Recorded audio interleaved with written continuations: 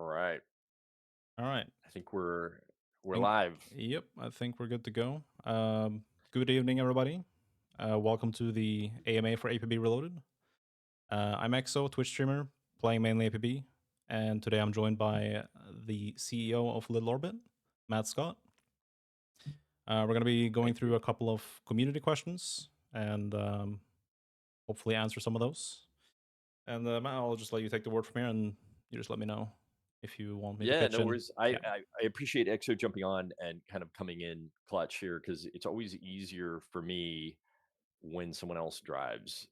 Like if I'm managing OBS, it's not that I can't do it, but it's you're reading questions from the community, and I've got questions that have been submitted and stuff in chat. And it's usually kind of somewhat of a distraction. So it's always I appreciate you jumping on and hosting and helping with the technical side Mhm.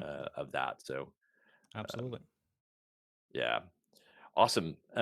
So let's jump in.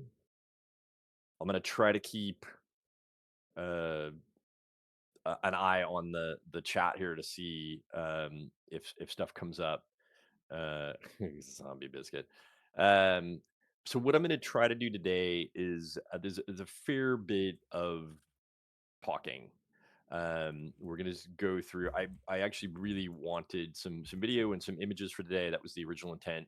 I don't have that, so we're going to talk through some stuff, but um, uh, we'll get there. So the way I'm going to do this, I've got a bunch of questions with the community. I group them, and what I'll do is I'll kind of read the question, but then get into maybe uh, the broader question that answers that. So kind of like grouping them as I go, because it's just a lot of questions. If I answer them individual, we'll be here um, too long. How's the audio? I'm seeing it feels a little quiet. Yep.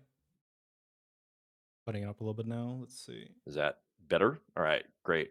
We're doing audio sounds better. Okay, great. Um, great. Thanks, Rusty. We shipped Legends. That was a heavy lift. I think that had been in the queue too long, frankly. Like I'm really happy with that patch. It was a big patch, but um, I think it sat there for a while. So I think like when it finally came out, it was like, yay, Legends is here. All right, finally. Um, but I'm happy to finally have done some of the clothing fixes, get the clothing out. Uh, that we're kind of ticking and tying and finishing off Legends because it was a super big heavy lift. So one of the biggest questions that came up in the forums and that people asked were sort of like, how's the technical side of things going on? Anything interesting to talk about with the code base? That kind of extrapolated to me um, out to kind of like, what are we focused on right now? Like, what are we actively working on right now in terms of like near term stuff? And so I'm going to answer that all kind of in one big bucket. The biggest thing I think I want to talk about though is we've been slowly rewriting the back end because it is the biggest blocker to cross district. Like, so the biggest, there's kind of this, it's actually not the biggest thing anymore, but one of the things we had left on the original roadmap is cross district, sorry, cross world. Um, and that's still actively kind of the remaining thing I want to button up. But the blocker is we had to take every single individual backend service and rewrite them from scratch because they're all 15 years old and hard to support. And we're nearly we're nearly done with that. So there's a couple things that have happened I think that are kind of exciting on the back end, um, where in the process of rewriting all these servers, we added a single point of logging, like this kind of shared logging infrastructure. And by the way, this is going to sound so not sexy. Um, but when you think about it, like 15 years ago, the way the architecture worked, we're dumping logs onto a hard drive across hundreds of bare metal servers. And so if we need to see something or go inspect something, it's this just awful process of like going to that server and grabbing files and then trying to put them out there for the team and then trying to go, diagnose something. And so one of the biggest advancements that has happened just across the board that's helping lift a lot of the other projects is all of the logging now is like out to this sort of shared environment. So there's no having to ask AT to go get the log or that sort of thing.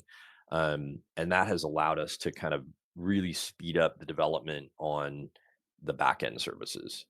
Um, that then goes into kind of our major focus right now, which is quality of life. I think we've generally, I'm gonna draw kind of a dividing line. Like we've tried really hard to do all these things, and some of them, we've done really bad.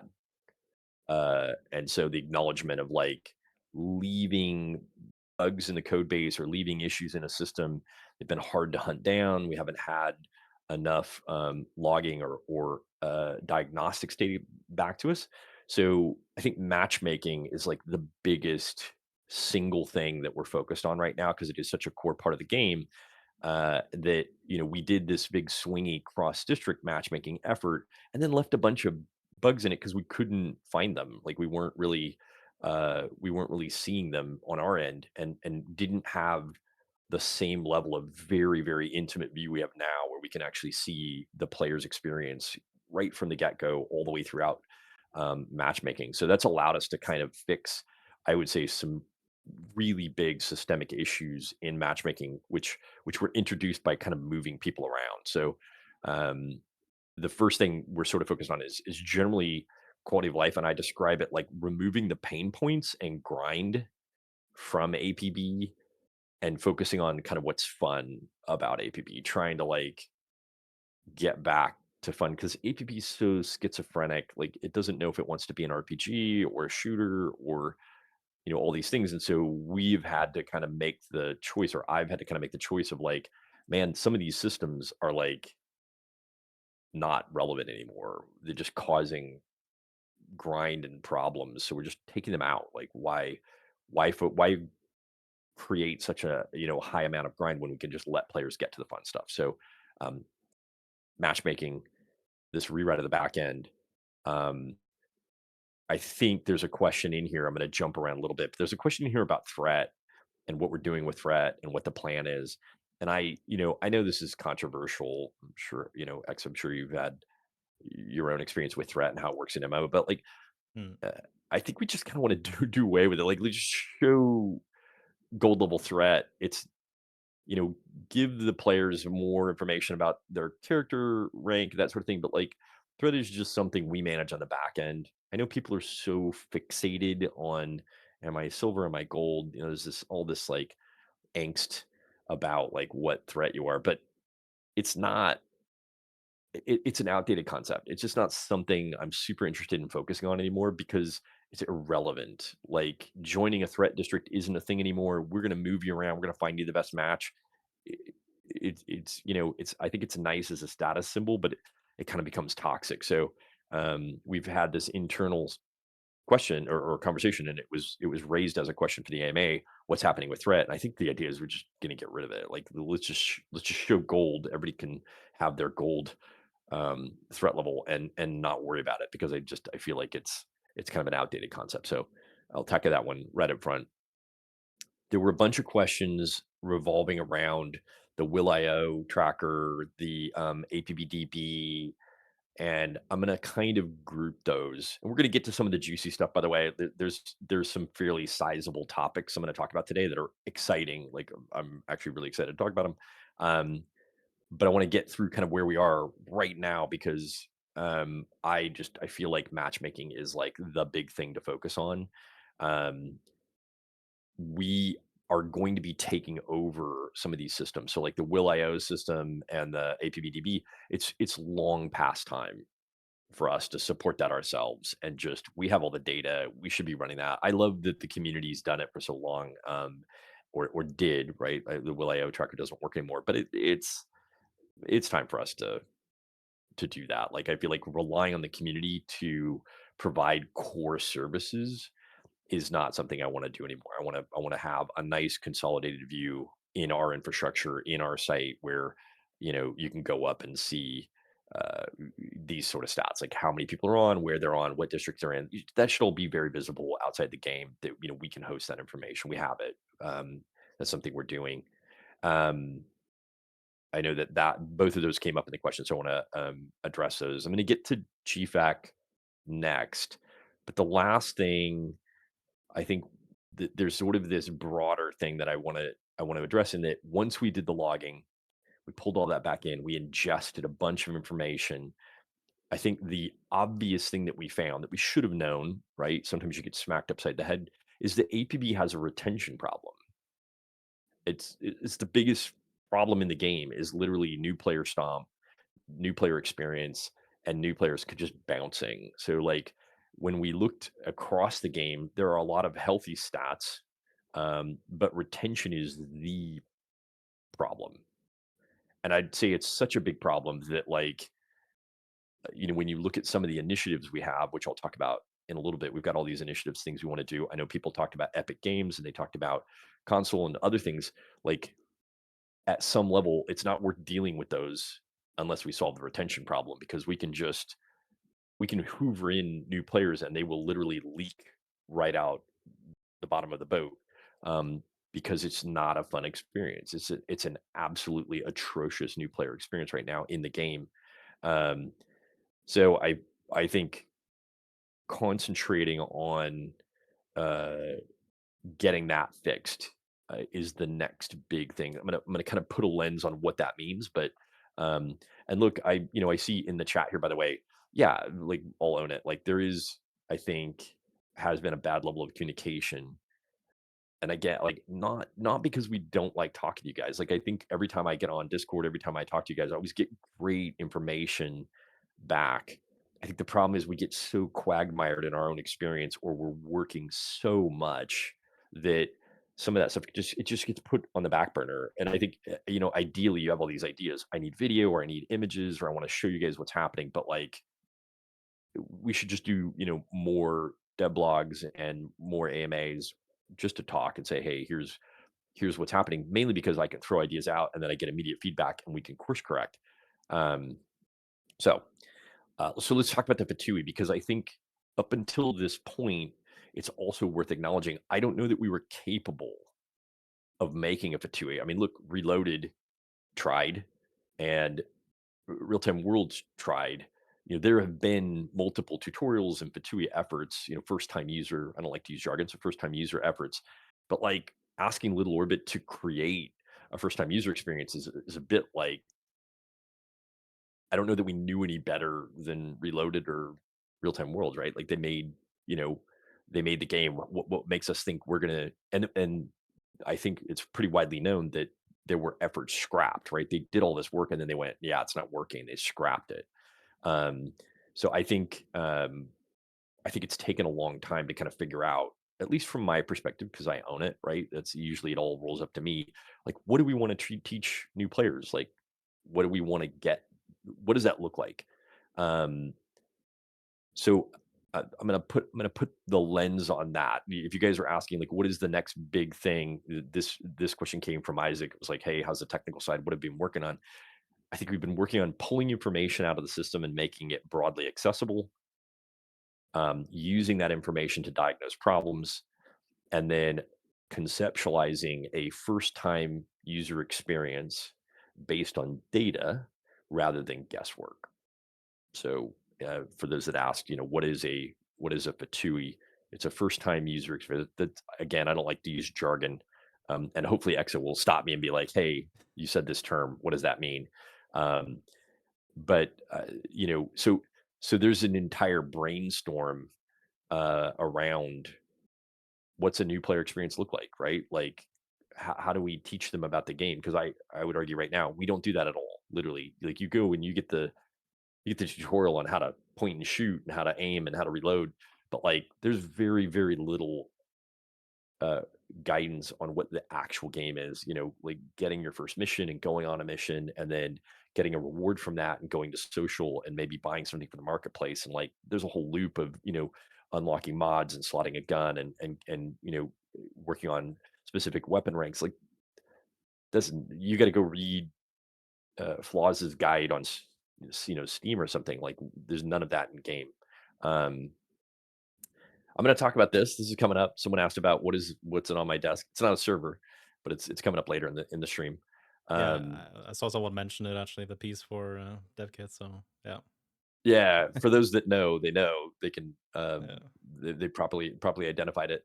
Um, One of the things about the Vatui, which again, I think talking to players, we need to be doing more of that. But like, um, how do we protect new players, right? Like how do we make this game more accessible for them? Because that experience is not great. I don't think it's necessarily anybody's fault, but we have a super condensed core group of veterans that have a very high skill cap, and then it doesn't matter. I personally believe our matchmaking system could be the best in the world, and it's still not going to prevent new players stop because of concurrency issues and because of other things. Like, if you're a new player, you're not necessarily going to get enough traffic with other new players at the same time to get the proper match made so that you can actually get a mission. I'm going to talk about I'll go and diverge here. ROS was talking about the North America EU merge. So the merge is not something we talked about. That it was a bad idea, but the cross world is it's in active development right now. It's the next big thing, I would say, new feature wise, other than the first time user experience. Um, and so uh, cross world is blocked on some rewriting tech, just rewriting some stuff that is old. We're down to one server though, so we've been rewriting a bunch of stuff in the back end to get to this place where we can handle multiple worlds talking to the same district and that sort of thing. But it's been a long grind. Um, the answer I've come to with the Fatui is PVE. Like I think that the way a new player can get into the game because of the logistics of pairing new players together and all of the matchmaking things, um, I think we have to make the investment into PVE. So so let's crack that open. And again, I'm going to get to some of the questions. I want to talk about it. Previously, there was the assumption, and this is a valid assumption in the past, and that was we couldn't possibly do PVE. Like PVE is unrealistic because we needed every ounce of processing power to get 100 people on the district, right? So if you have hardware and you're just funneling so many players in, then you have to use every ounce of the hardware just to have PvP work, and there's nothing left over for PvE. And that was true up to a point, and I've said this in the past. Getting like 70 players on a district, you're pretty good, but going from 70 to 80 looks like this, and then 80 to 85 and 85 to 87. You hit this like line of impossibility until you're maxed. You're just absolutely stressing the hardware as much as you can possibly stress it to get 100 people on. And the core difference, I think, between what real time worlds faced and what we're doing now is we have cross district matchmaking. There is no longer a requirement to shove 100 people on the same district. Does the district feel cool? Like when you got a bunch of people going crazy in the background, right? Yeah, it does. It's awesome, right? Like you get this like great sense of like the city's alive and there's all this, these background matches are happening. Do I think players notice the difference between 60 people doing matches in the background and 80 people doing matches in the background? No, I think it still ambiently feels you're on a mission. You see it happening in the background. I don't know if you can really tell the difference. Um, so, so where we find ourselves is actually uncharted territory. Like we've got CPU to spare. We're not forcing people to spam, the most populated district to try to get the best match, right? We solved that with cross district, ideally, right? If cross district works correctly. Um, but it's left some CPU time. So what I can say right now is we have PVE working. So for the first time in the game's history, we have bots that drop into archetypes. So we have, aggressors or snipers or defenders. We've got about 7 of them that we planned. Each one of them comes out with a loadout. They come with customizations. and they're able to navigate the district, complete objectives, jump over fences. Like it's a pretty big lift. But I can unequivocally look everybody in the eye on camera and say, I just watched, or sort of we've been testing this system in development, and I watched an entire mission play out with 4v4 bots where one side won. They actually competed back and forth, and they went out and took each other out, and one side won. And that's a pretty that's a big milestone, I think. I don't want to understate that. Like it's an incredible achievement because the districts are big. And so navigating from one side of the district to the other, we're not gonna there is an MVP, that's a minimum viable product that we've identified. I love the jokes of, who's been a bot. I'll address some of the questions I'm watching chat here, but um, what I like about the system is it's extensible. So we've got sort of a nav mesh with links and things that allow you to kind of jump around and do things in the district. That's navigation. You can pick objectives, go to objectives, solve objectives, but primarily there's a behavior tree that's operating that can be unique per archetype, which means the behavior for one bot can be to hang back, use your loadout, your sniper, and your secondary to try to hit people at a distance, take cover, that sort of thing. And then different archetypes have a different behavior tree. Uh, Behavior trees can do things like uh, I saw this guy, I lost sight of him. He entered sight, I chased him, I was shooting at him, that guy left, and then I'm gonna go investigate where I last saw that guy, hunt around, try to find him and get him. So, um, it's an exciting I'm genuinely excited. It's been fun to work on. So let me address the questions. So it's a that's a big topic. I know there's a lot of talking. I'm gonna try to keep that to a minimum, Yeah. but I was gonna I'm gonna come back to say the whole. yeah, I was Yeah. gonna say like a follow-up question on that. I see someone mentioning if the bots are gonna be added into like mission districts. I guess this could also be like kind of So implemented with like first time user experience, like a trainee district kind of thing. So they exactly. can kind So of I'm gonna work like that. I think there are 3 applications, right? And by the way, we're not limited to necessarily human bots running around, right? Like actual characters running around fighting you. We could do turrets, we could do drones. There's other things we could do there. And I'm going to combine this a little bit with some of the other questions, but the primary implementation is the Fatui, right? We talked about it, like protecting new players, but allowing them to take a lead role in doing a mission where they have support, maybe teammates, bot teammates, they've got bot enemies, and they can get the feel of what that is, right? Like you're looking at the map, where the objective is, you're going over there, you're sort of trying to do the thing. Um, that to me, we got to solve the objective, which is get new players more experienced with what it's like to play the game, help them, right? Rather than getting just into an immediate mission where they have no idea what they're doing. They feel like idiots. They're made fun of, and they have this awful experience, and they leave.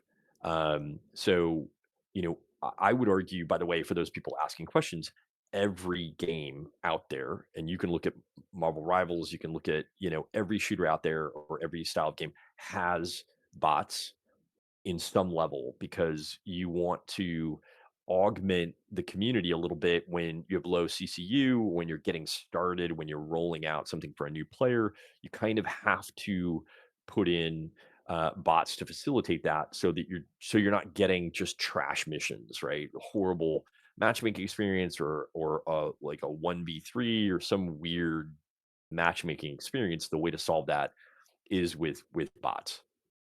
Having said that, I don't want to force people to play bots. Um, I do feel like there is a new player progression. I learn. I get a feel for what a mission looks like. I'm grabbing a car, I'm driving over there, I'm trying to do the mission, I'm failing, I'm learning how cover points work, right? But the idea is to get you experienced enough that you feel comfortable taking a real mission, right? Like that's got to be the goal. And you don't want to throw people to the wolves. So, in my opinion, PvE is the way to do that, right? A long first time user experience that they can sort of, I call it sandboxed first time user experience. You go in stages, you can play as long as you want in whatever stage you're in. There's a reward. You exit that stage into the next stage, you learn new systems, and you keep going. So we can take you kind of step by step, but we're not, hey, I don't want to put people on rails. I don't want to force them to do certain things. I want them to have fun and learn it. So um, what I do want to acknowledge though is that having bots gives us a whole new level of design space. So already we're talking about new styles of missions, or the bot system, by the way, the PvE system is integrated with the mission system. So we can make a new mission, we can assign the types of bots, the types of scale that we want that mission to get to. You can do, we're not going to introduce zombies into APB, but you can do wave style mechanics where bots are never going to be as good as a real player. So it could just be volume, where you've just got so many bots that it becomes fun and challenging, and you're kind of fighting off various hold missions and things like that. So I still believe in the core aesthetics of APB, right? We shouldn't try to make it a fantasy game or a zombie game or whatever, but the idea of bots, if we handle it correctly, can open up some really fun stuff. So the milestone today was 4v4 bots v bots. They went through an entire mission, completed the end objective, which meant they were activating and interacting with the world and killing people. You can see the bots on your team, you can see their health, you can see their kill feed. So it's integrated, and we're having fun with it. um People are talking about kind of the next thing. So bots in the fatui. I think frankly a PvE co-op mode could be super fun. Everybody has agency. Nobody has to go do that mode. But I certainly think people playing with their friends against a team of bots would be an absolute sort of fun mechanism, maybe in their own district. I'll talk about that in a little bit, but or maybe in financial. But I think we've certainly seen entire games like Warframe and others. That's the game, right? It's entirely co-op PvE, where there isn't necessarily a loser.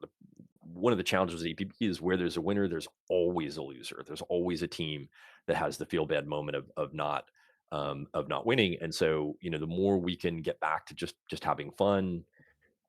Maybe you're playing against bots, maybe you're playing with friends, maybe it's arranged matches, which is something that I'm a big fan of right now. That we're trying to kind of extend um, the ability to kind of do what you want in APP and have that experience. I'm less concerned about people. We've sort of backed off this idea of like, oh, you're power leveling your friends, or you're blowing through, ranks to get the rewards and stuff. Like, whatever.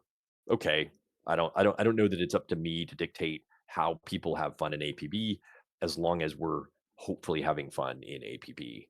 I think we're sort of the RPG DNA that was in APB was fine for a while. I think pulling that back a little bit so people can have fun and sort of just experience APB the way they want to. But look, I'm pretty excited about the idea of a TUI, or maybe even a mode where not only are you. Someone mentioned Double B right early in the game. You go up, you get your mission, and then for you, she goes on your mission with you, right? Like the way we've designed this sort of extensible system, we can outfit a version of Double B with her weapons, with her customizations, and her behavior tree. So she's going to act uniquely in that mission and do certain things.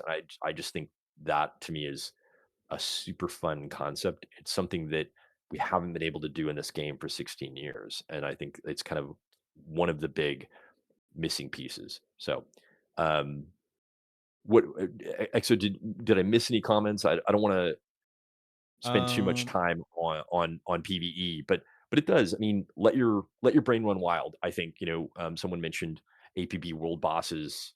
I think the three options in my view are Fatui tutorial style stuff where you're learning the game and you're playing against bots, co-op where you're doing stuff with your friends against bots, which can be entirely new mission designs, and then filling in low CCU periods where, hey, each team got a bot, or we're kind of filling in the player population so that you're not sitting in the queue waiting. But like, we can balance out the missions a little better than we can right now, because we're kind of using the bots to kind of keep it from being this completely one-sided horrible experience. So anyway, Yeah, I saw someone Those mention players. like, what do you think about inventory? Like veteran players who has like plenty of weapons, plenty of cars, whereas the new player who has Yep, starter yep. kit can't That do anything. that goes into the It's quality of life thing, yeah. where we have I think we did a good job starting that with the vault and this kind of concept of like managing some things at the account level in game. And I think redesigning how inventory works is next up. Inventory is awful to Mm, manage. The sorting on it, the sticking thing, like it's amazing to me that it's gone this long with players getting super crafty about mailing things themselves. Like how you guys manage your inventory is crazy to me because we should just fix that. Like it's terrible. It's awful. We should just fix it. Um, so that goes into the quality of life bucket. Frankly, like I feel like fixing UIs and getting to a nice usable experience where the inventory works like it should, frankly, right? Like it was mhm.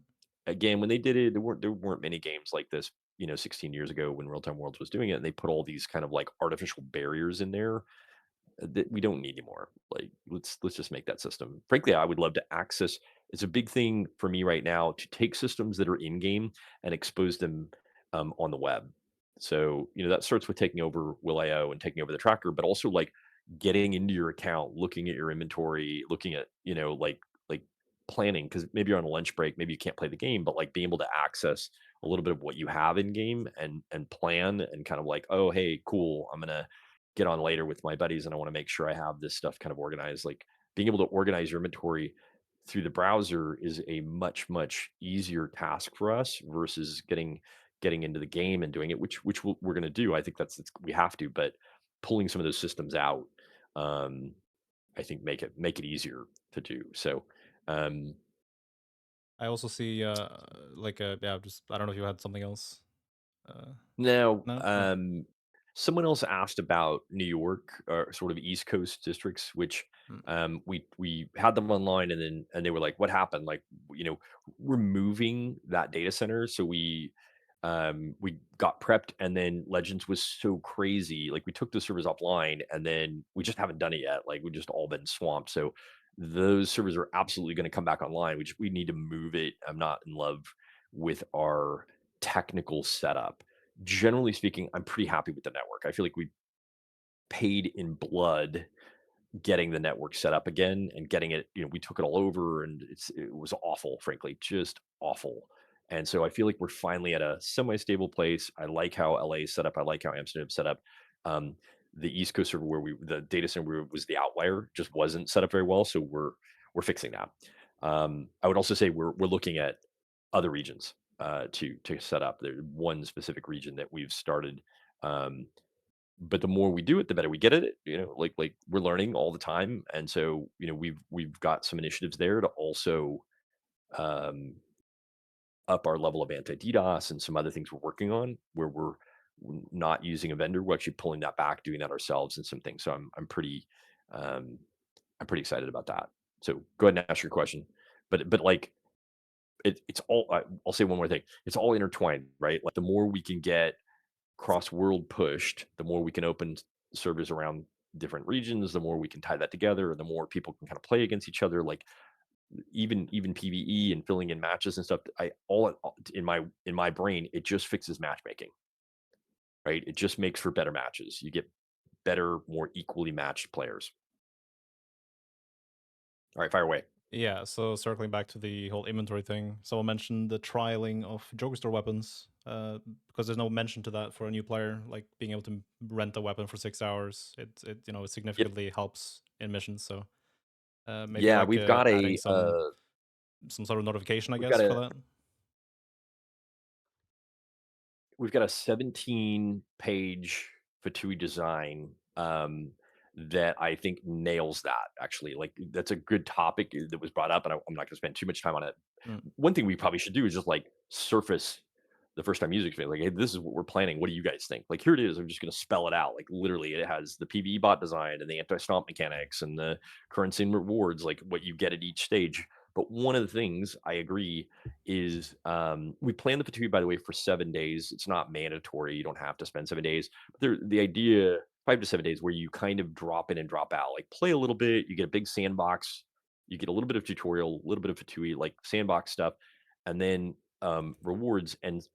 Like you mentioned, the rewards, in my opinion, have to be boosts and they have to be weapon trials so that you can get proper exposure. You're not gated on like, well, I don't have the money to get that. How am I ever going to practice with this weapon and to see if I like it? Because a lot of APB is discovering what your play pattern is, what you like, because the guns are effectively classes in a traditional online game. So you gotta try a lot of stuff. So baked into the Fatui experiences, hey, you unlock this, go try this. You unlock this, go try that, or choose from any seven of these, but making that available and even putting people who are legitimately new. The other problem you have to solve, by the way, are twinks, where it's a super high end experienced person who's just made a new character. It's a very different thing than a brand new character who's never played. So we want people to be able to opt out, like they don't they don't need to go through this, right? But if they're just an experienced person shoving stuff down to their to this new character that they've got account level stuff, they're gonna run around and be like, they're ranked green, but they're really silver or gold. That's not fair, right? Like you have to solve that. We don't want to match that person because they're not a they're not a new player. But you mentioned trialing it. Yeah, 100%. I think that's got to be in there. Yeah. Let's see here. See, I'm going to scan some questions here. I see there was a question regarding cross-district contact leveling because sometimes Yeah, one district might yeah. I be feel like no players compared to I'm the other gonna one. I'm gonna go out on a limb and just say, like, I feel like we kind of got to cut the cord there. Um, it's difficult. Like there are ports. I'll break that down. It's such a difficult thing because, like, I don't want APB to lose what makes it APB. And when you get missions, you're getting missions from a contact. The way that it feels like you're actually interacting with a contact is like you're staying in the district, right? You're not. I was like, oh, I want to level up waterfront, or I'm on the fence. I do feel like at the moment, like I'm actively considering that. I don't want people to be bound on the progression. We talked about taking the pain points out of the progression, just because nobody's playing that district, right? So, maybe you can rank up and level up someone by doing missions in the other district, right? I think when we did New Horizon, everybody went to Waterfront. We did Legends, everybody goes to Financial.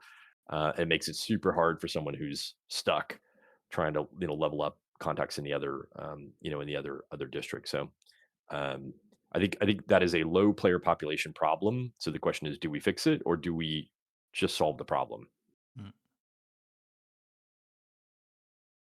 I think people sometimes ask because they don't like the district. I mean, I don't think it's a controversial statement to say people prefer financial to waterfront just because waterfront has some issues in some of the spots where gameplay is not very well covered. So I could see a player being like, well, screw waterfront, I just want to level up.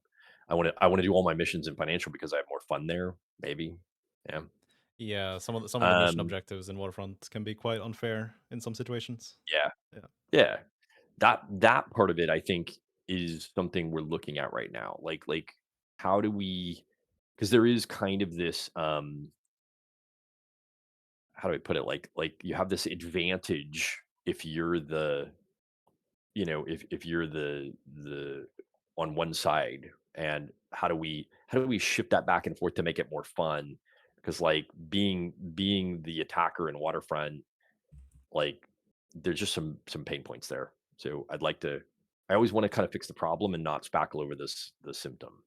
Um, so let's pause there. I'm gonna the team, Emily and the rest of the team can maybe aggregate some of the questions. I'm gonna pull them up just so I've got them in view here. Um, they could post to me.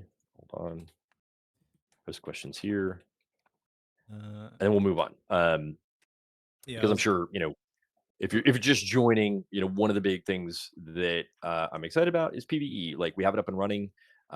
It's super fun. It unlocks a ton of design space, frankly. Like our ability to do new, fun, different things is somewhat gated on PvE. So, but having said that, like I know someone asked, is cross world still in the works? Yes, that's like literally the final roadmap item from the roadmap I created originally. Like I think we've cleared everything else off.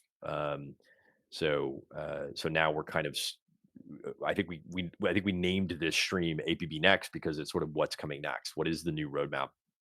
Um, I'm not getting. I've already talked a little bit about what the modes are for PVE.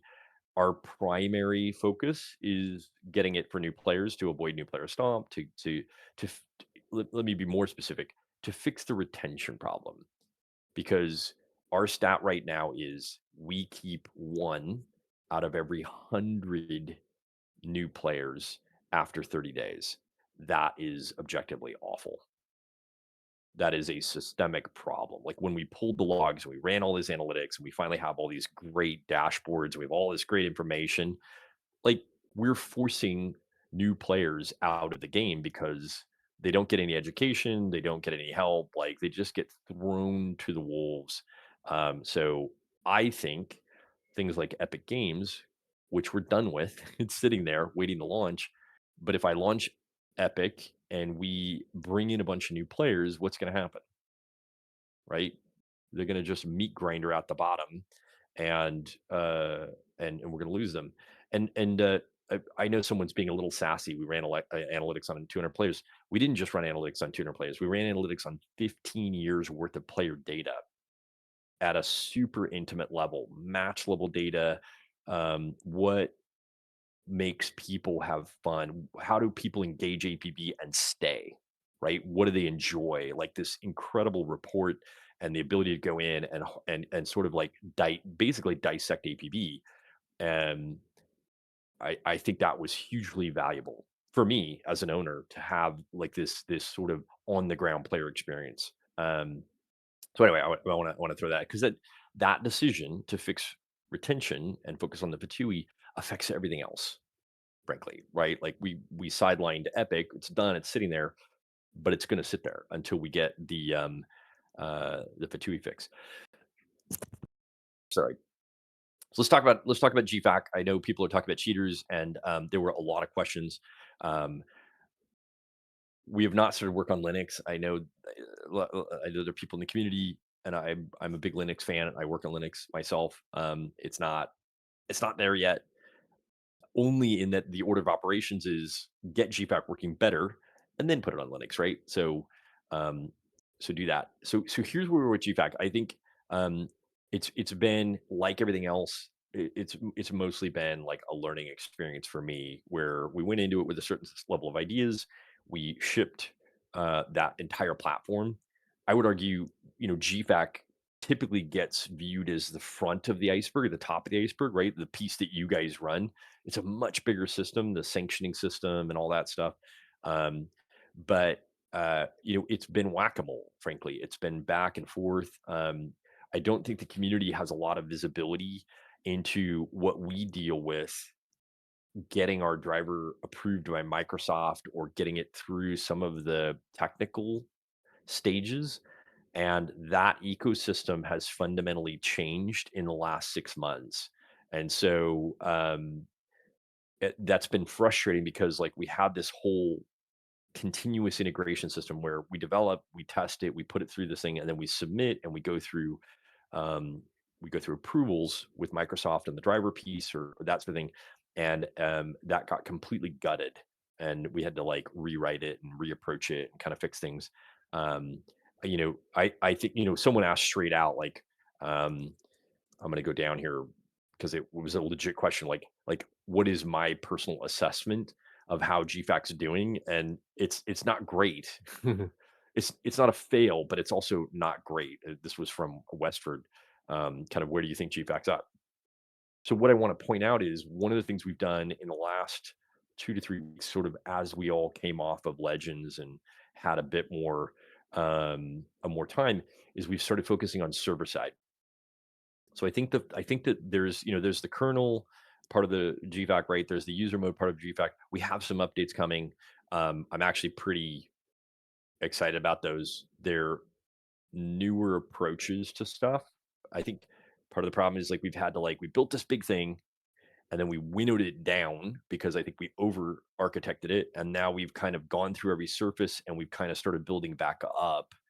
Um, and now we're kind of I look I agree with the comment here. Like GPAC's not a fail, but it's not a win, right? It's kind of it's meh. Server side, however, is amazing. And again, you're gonna see a theme here. We had all these logs sitting on hard drives that we couldn't access. We moved all of that out, and we were suddenly able to take entire play sessions, entire matchmaking sessions, and all of this crazy data and one to one it with some of the GFAC server side stuff to open up a lot of new capabilities on that side. So I would say one of the big focuses for GFAC has been server side anti cheat because it's unavoidable.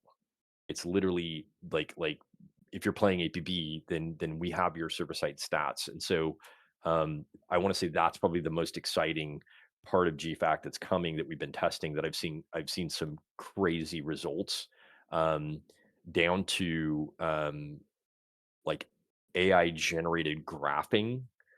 So we were able to like pump a bunch of data through AI and get these amazing charts and graphs that showed standard deviations and here's where regular players are and here's where cheaters are. It was just like really, really cool.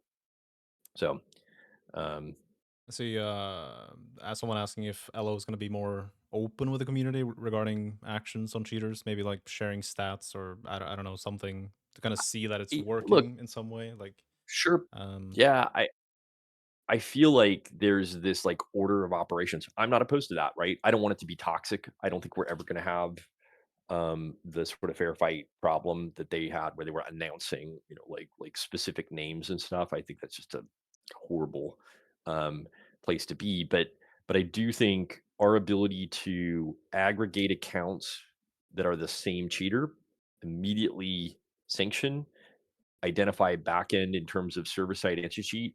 I think what we've done is like zero in on the pieces that are working and then put all of our focus there. And then come back and we're going to do some updates and do some other stuff. But like, I feel like let's focus on the stuff that works, which gives us then the ability to tell players like, hey, here's what's happening. We did X number of sanctions today. We generated X number of cheat points today. We did outright bans, right? Like we lost our tolerance on some of these players, and we actually banned X number of players. And I think surfacing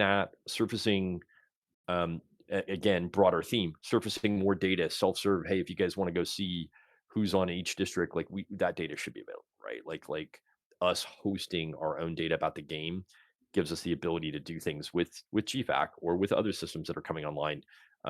So we should get better at that. I don't think I'm going to qualify it right. There's no nefarious goal of like hiding cheaters and helping cheaters and like it's just us being bad at it, right? Like it's the simple Occam's razor test, right? Like we're still learning. We had horrible experiences with each individual anti-cheat. We built our own. Naturally, there's a massive learning curve. And so, we're ingesting a lot of information now. Like I would say the last 4 weeks, last 30 days have been huge with the amount of information we're getting now and where it goes and the funnels it goes into and how we're able to process it. There's entire brand new systems that we created to do that. yeah. Um, So, someone one, someone pointed out really quickly, by the way, I'm gonna yeah, address something. I'm gonna call out one person in here. I'm gonna paraphrase because I can't find it. But it was basically like, "Hey, Matt, we've heard a lot of talk. Um, you know, you shouldn't be shocked if the community doesn't believe you. You don't have to believe me. That's fine, right? Like, I do these streams for information reasons, right? Things are naturally going to change or shift. We're going to learn things, but the goal here is anti-hype. I'm not here to sell you on, hey, this is the end all be all. We're so great. Look at how great we are. I'm not here to sell you on, hey, there's the new big, bright, and shiny. What I am here to do is to try to be more transparent, try to give the information, whether you believe it or not. Look, what I am saying is hold me accountable. I'm certainly not dodging the blame, right? We've been doing this now for 8 years, and there have been mistakes in the past. We own that, right? That's how you learn. You like we gotta, you gotta pivot and course correct when you made mistakes. Um, so I'm not here to blow sunshine, right? And I'm also, look, I get it. If you're not interested, don't listen. But I'm still going to keep talking. Um, so there you have it. Yeah, so I wanted to bring up, like from I think the main thing as like a player, from like everyone else listening, like as a player, we don't see what GFAC actually does. We don't actually know what's happening, and I think that's Hmm. why maybe people are interested in seeing like a list with censored names, maybe, right? And that it Yeah. shows, oh, we have banned this many players, this and this and this, whatever stats, Yep. and then you kind of know, Yep. oh, okay, so it actually does work, right? Because right now, Yeah. players running around, we don't know, like, does it do anything? We just do slash report with the player name and It's hope for the it's best. So absolutely, yeah, absolutely 100% credit, full credit answer, or comment, right? Criticism. I think like GFAC was an experiment. We've exited the experimental phase. It's here. Generally, the systems are all there. I think now I'm more comfortable sharing data from it because I feel like we're finally where we should be, right? Like if we feel like it's kind of working as intended, mm, it's not yet working as intended, but if we're getting there, then that's the good time to start saying, "Hey, here's some data about it because you guys can all see it." Um, uh, Someone else said, I thought SARD was the experiment. Yeah, SARD was a big experiment, and the reason it was experimental, not, I mean, they were a brand new company, so it was experimental for that. But they were the only anti-cheat in the community that partnered with us to work on these internal systems so we had more control. Bear in mind, when we go to Easy Anti-Cheat or we go to any other system, it's a big wall. We get zero visibility. Easy Anti-Cheat does a ban, when something happens, we don't have any control over that. Like it is literally it's opaque. It's a big wall. So I didn't like that. I think we wanted a little more control over it. So we partnered with SARD to bad results, but GPAC was the next iteration out of that. Like, great, we built all the stuff that I liked. The front end of that piece just fell apart. So anyway, uh, I I think see. I think it's still very much a work in progress, but um, like it's getting better. I think the other thing, and it's nice to have the rose colored glasses on when we look at these other systems. But what happens with, I saw someone mention BattleEye, like, we would get, 5 seconds worth of focus out of the entire month, like, "Oh, hey, there's this sheet in APB," right? And, I'm not gonna slam BattleEye, but, like, they're a small team too, they've got other bigger accounts. That's not a solution either, right? Because they just let it sit there for the vast majority of the month, and then, "Oh, okay, we'll throw them a little bit of love," and then go back to ignoring us. So, I think, this is just one of those cases where there wasn't a slam dunk, in my opinion, and that the only way forward, in my opinion, was, let's learn how it works, let's build our own, and let's iterate on it to make it better. I saw someone else You mention guys, about reporting players. So this is like another thing where player can kind of see that they got something out of the report. Like, oh, you get a mail saying, "Oh, the person you have reported has been banned." A lot of like a lot of yep, other games use this system to kind of see that, oh, your report actually has an impact on the game. Like, yeah, and I think we're that well could overdue. help. That's been on my to-do list forever, because I think the player reporting system is, it's not always accurate, but it is a frontline measure that we can be processing. And now that we have so much more data to kind of corroborate alongside a report, I think the report can be the trigger, and then we can go use that report to, like, inspect a bunch of other stuff. So I think we're back around to putting a little more weight on reports, and kind of like, we can do more with it. Yeah. Let's see here. I saw a comment on, so I'm going to go back to a little bit of what I said at the top. I don't want to repeat myself. A lot of the focus right now is quality of life. It has to be focusing on matchmaking. I'm talking about new features, and we're talking about where we're going after Legends, but the immediate focus is, um, all of the pain points, not all of them, but focusing on what makes APB not fun. Um, I think that the focus is on, better matches, which means some ways of that's where bots come in, right? That's where the fatigue comes in, bringing in new players. Someone mentioned advertising, and we did absolutely legitimate advertising for Legends. We built an entire ad platform. It's a little more of a CRM, but we went and trialed a bunch of things with a bunch of people, and they were all terrible. Um, one of the problems, by the way, is like APB's been out so long. There's 38 million players, by the way. If you guys want the number, 38 million people have played APB. And when you go look at off the shelf solutions for advertising, any of these kind of things, um, they charge by the player. Like it's ridiculous. Um, so if you haven't seen an ad, that's a bummer. I mean, we actually ran a pretty broad, wide campaign. Um, I wouldn't say we dumped money into it, but for Legends because we wanted people to hear about it, that sort of thing, and for more recently, actually for the release of the clothing, and we gave away a code for players. There was it was Google Ads Meta, which is Instagram and Facebook and TikTok. So that was the reach of that system, and it worked. So we got some very solid metrics behind it. I think we hit the milestone of planning a campaign, executing campaign, putting that together. If you guys want to try the code, by the way, I'm going to throw it out there. There is a code, APB Legends 2026 is the code. I believe it's some free G1C. If you didn't get it, or you didn't hear about it, or you weren't on Discord, or you didn't get it from an ad, go try and redeem it. Now, it might have expired. I wanna say it's still good. I think I think it's still good. I think we planned it so that I could throw it out on the stream, um, and, uh, and people could go get it. So someone maybe on the stream, it's, APB Legends 2026 is the code. So let me know if it still works. Hopefully, it's still good. Um, it was sort of broadly available. That stacks. So there's the free G1C, which then stacks with the discount that we're running on the store right now, which stacks with the premium discount. So um, yeah. And so look, someone just said this on stream. I'm going to completely 100% agree. This is Kirpa Lee.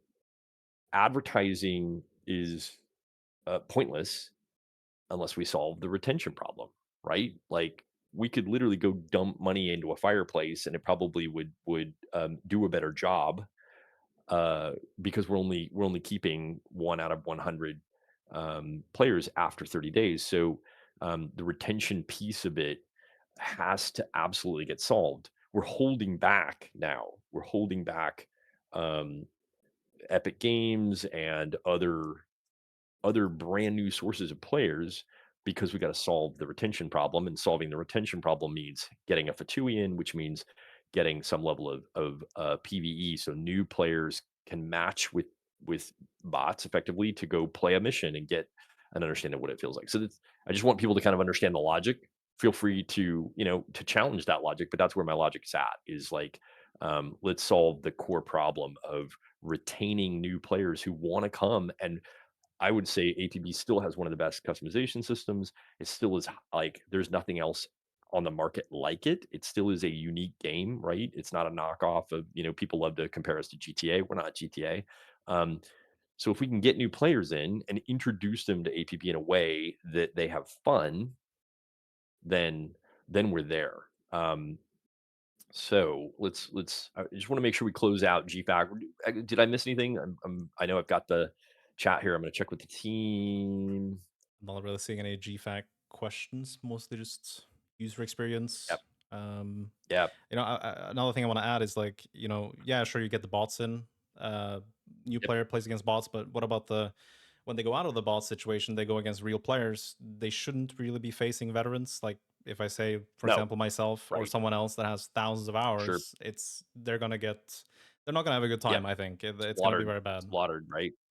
Yeah. But and so look, that's a question of concurrency. So The logic is if we can get new players through the mechanics so they're not getting stomped by veterans. And that, by the way, the dialing in the matchmaking goes back to logging, goes back to every day get a report of how the match quality was, how many matches failed, how many matches fell outside of a range that we've established. So we're finally getting, like I said, this very, very low level player experience delivered to us so that we can take those metrics and plow it right back into the code and go, what's the bug here? Why didn't this work? How come this isn't creating better matches, right? That loop has been non-existent. We've been literally fishing in the dark because of the way some of the stuff was structured, and it was dumping to hard drives, and it was like, okay, copy a file, go here, try to is like caveman times.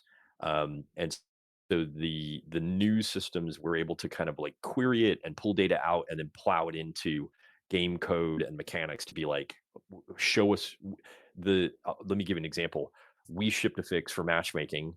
It was a needle in a haystack bug. It was one character in the code, just reverse logic. And so that sort of thing, you can look at that line 1,000 times as you're surveying code and you just don't see it. And so what I'm hoping is with these new systems, the way we're digesting the information and applying it, like, hey, there's a bug here. We know there's a bug. We're seeing it in the logs. Match quality is not good. Let's go solve that. But it involves ingesting tons and tons and tons of data. So um, What about that's I'm excited about that. role progression when you're playing as bots? Is it going to be same amount of standing money for your roles for weapons? Like, is it going to I be feel like it's less got to or? be my general rule is if you're if there's agency and you're choosing to play against bots, then it's probably not going to be equal, but it'll be something. Like it should be worth it to do, right? You should be able to progress the game if you want to in that mode and you get something. If we chose and we filled in a match or we added bots, you should get the absolute same reward, right? We shouldn't penalize you because we chose to augment. Maybe we evaluated the match and we were like, okay, we've got a lot of golds on right now. We've got a lot of newbies. We're going to put one gold in with maybe a bronze and then two bots. And then we're going to take some silvers, like watching the match quality, win ratios, and going back and forth. Like that's something I think we can dial in. None of those players should be penalized for playing against bots. They should get the same rewards. That's a match. It ends. They have a good time, and hopefully that cycle continues, and then player concurrency goes up, right? Then you're starting to hit more real players and you get that problem fixes itself. Yeah. I see someone mentioning account wide roles. So I mentioned roles. Like, I guess I can bring that up. Is there any plans for that? Like for the weapons? Um, you're asking questions I probably have to defer back to design, Yeah. frankly, right? Like I don't know that I'm the guy to answer that. I know I don't want to punish players. I know I want. I'm and I said this at the top of the stream. There are RPG artifacts in the game that I don't know that we need to cling to those. I don't want to destroy the fabric of APB, but at the same time, like how you level up something, if you're actually playing the game and you're on a mission, then I think you're probably leveling up that weapon or you know what I mean? Like Hmm. I think I don't want to take that away from people. So Yep. we've definitely talked about there were some questions I want to come back to here with some of the designers talked about creating like archetypes of cars and being able to sell the customization for the car um, and doing some things. Like we're absolutely starting to look at new systems to be able to do that. Maybe even weapon skins. Like that's an entire system that has been locked off from designers. I spent a huge amount of time on weapon skins just prior to Legends. We have a bunch of new weapon skins who we're gonna be drip feeding into like a daily retention system and coming back and kind of like having some reason to kind of come back and play every day. Um, uh, so I want to acknowledge that. I think someone asked about like what's in it for designers, and there was some questions around that. Someone asked about arranged missions, and that's something I'm just like I've given up on that. Like, yeah, let's have arranged missions. Great, if that's fun, like players should be able to do that. I don't know if it's going to be behind the premium gate or not. Like, I don't know that everybody's going to be able to do arranged missions, but I think generally speaking, if people want to create the matches and play against each other, I'm over caring whether that's abuse, right? Like whether they're leveling up and abusing that to get whatever. We're not going to grant currency for that. I mean, I tell you straight away, like the rewards on arranged matches won't be the same, but can you get experience that way? Sure. Yeah, you level up. Like, did you fire that gun? Sure. Yep, that works. Um, some of the questions are funny. Um, Let me go back through. Let's see. So let's get some of the bigger stuff, and then I'm just going to dive into straight up questions. So if you guys have questions, post them here. The team's watching. I will do my best to get there. One thing we did, by the way, we repurposed. I think I talked about this in the last week. We repurposed the Joker mystery box concept. We don't sell Joker mystery boxes anymore, but I like the idea of those systems as a reward. So Twitch drops, refer a friend, other sort of incremental daily, like if you come back and play 3 days in a row, we give you a chest. Like I love that system because it can contain boosts. It can contain. Um, Here's the deal: I can give you the fun of a gambling experience, right? Like that's called blind reveal, but you didn't pay for it, right? Nobody wants gambling. I'm not going to do that. That's predatory. I think that I think it's a bad idea to have that as a monetization method, but a really fun idea to have it as rewards, right? You earned it. You did something that we talked about account linking and some of the other things we want to do on Discord. Some ideas we want to do with integrations on Discord.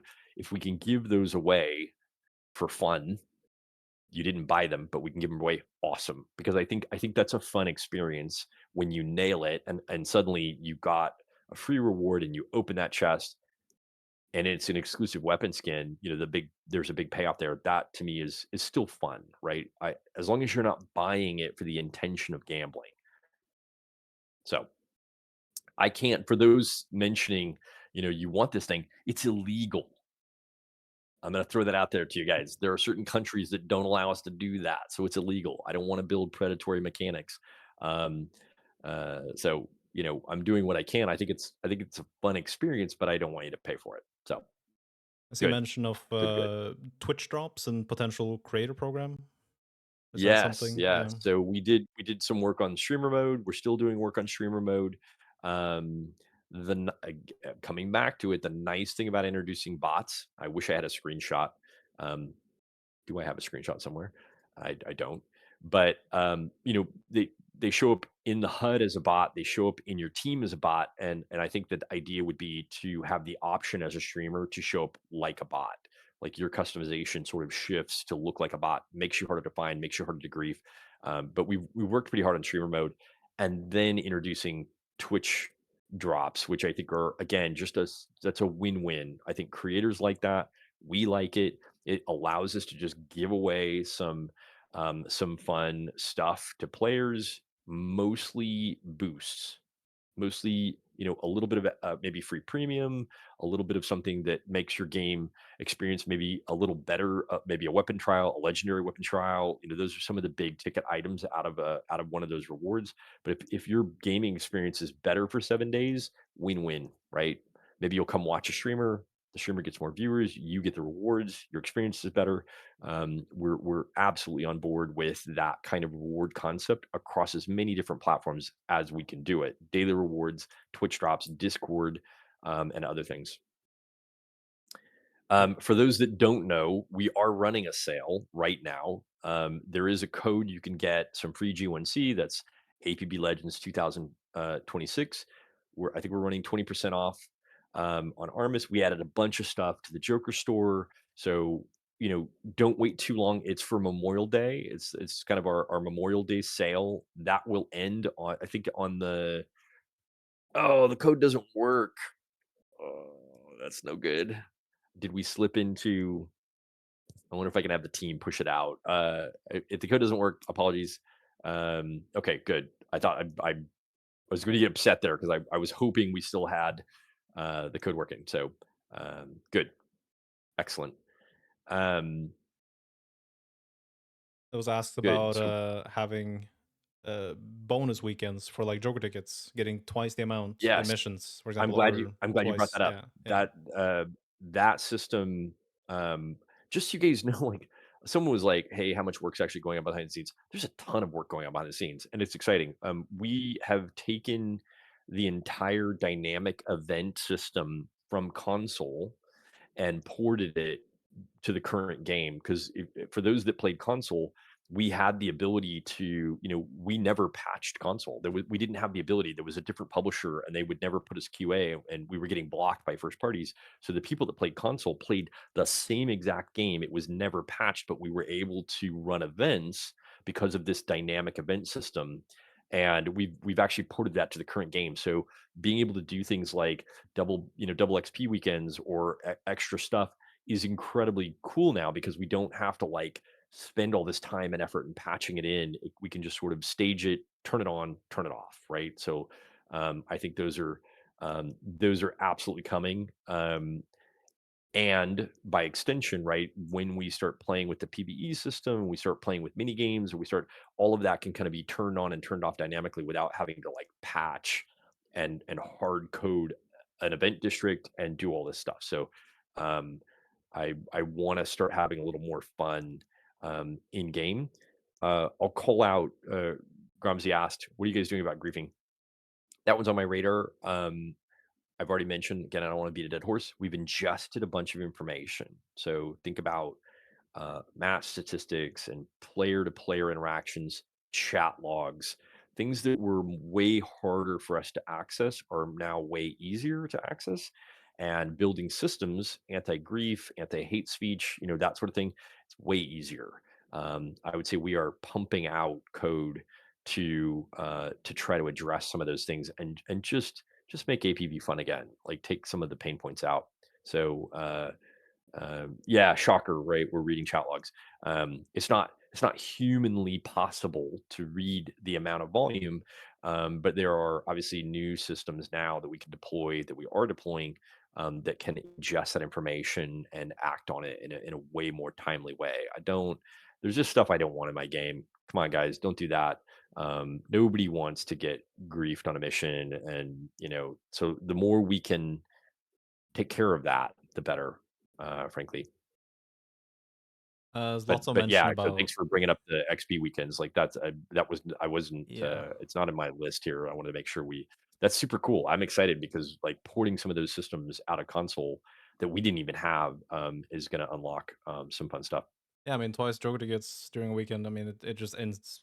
It gives you that Yeah, motivation to play. So it's just a yeah. win-win for both. So We've brought on some amazing resources, new staff on the live ops side, on the marketing side, because the goal is solve the retention problem as soon as possible, start advertising, start bringing in new players, and so live ops, this idea of a monthly cadence of events and things we're doing in game and releases. That's all. I think that's getting more direct focus, meaning there are people directly responsible for that to be able to manage it and push it forward. It's not something we've had in the past. I would agree, by the way, the store does need some love. Shame on us. I think if it's funny because I'll hear criticism sometime like, oh, Little Orbit's all about the money. And it's like, really? Because I feel like some of it's always an afterthought. Like we don't get enough stuff in the store on a regular basis to make it exciting, right? So one of the things I will say, and this is I'm going to go back to one of the questions, kind of at the bottom here. I'll scroll down. King Dragon asked, kind of, are there any new things being planned? The next, I'm going to cross my fingers on this. I'm going to say it and hope.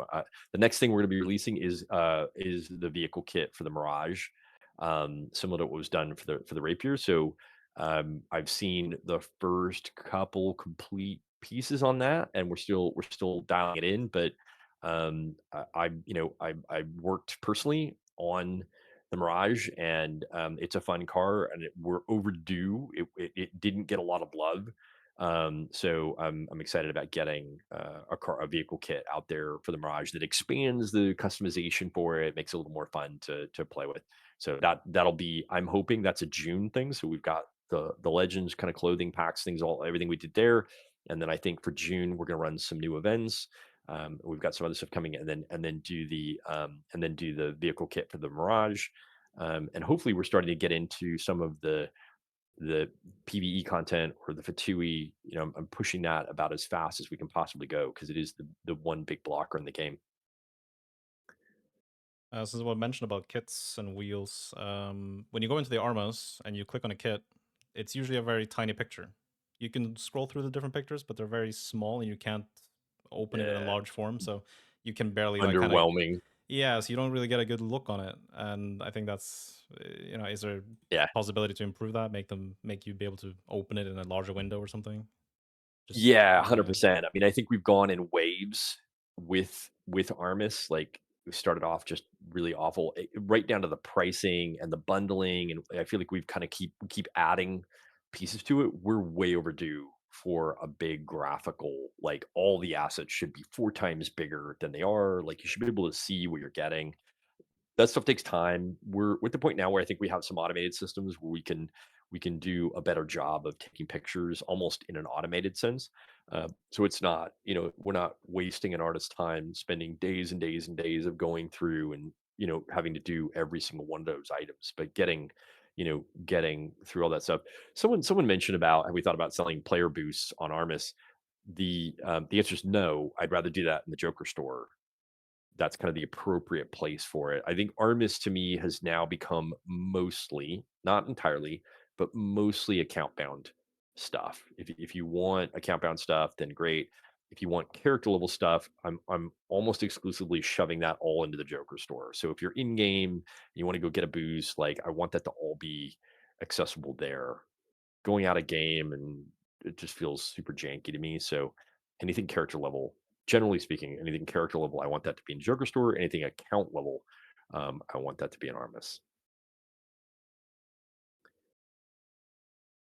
Believe. Yeah, yeah. We need to revisit the monthly leaderboard rewards. I think what I want to do, we have the rewards. I think I want to also introduce those reward boxes. So if you're not in the top, whatever, like you still get a reward box for participating and doing that. So I'd like to reward more people on the leaderboard there. I will say this: it's Carmel.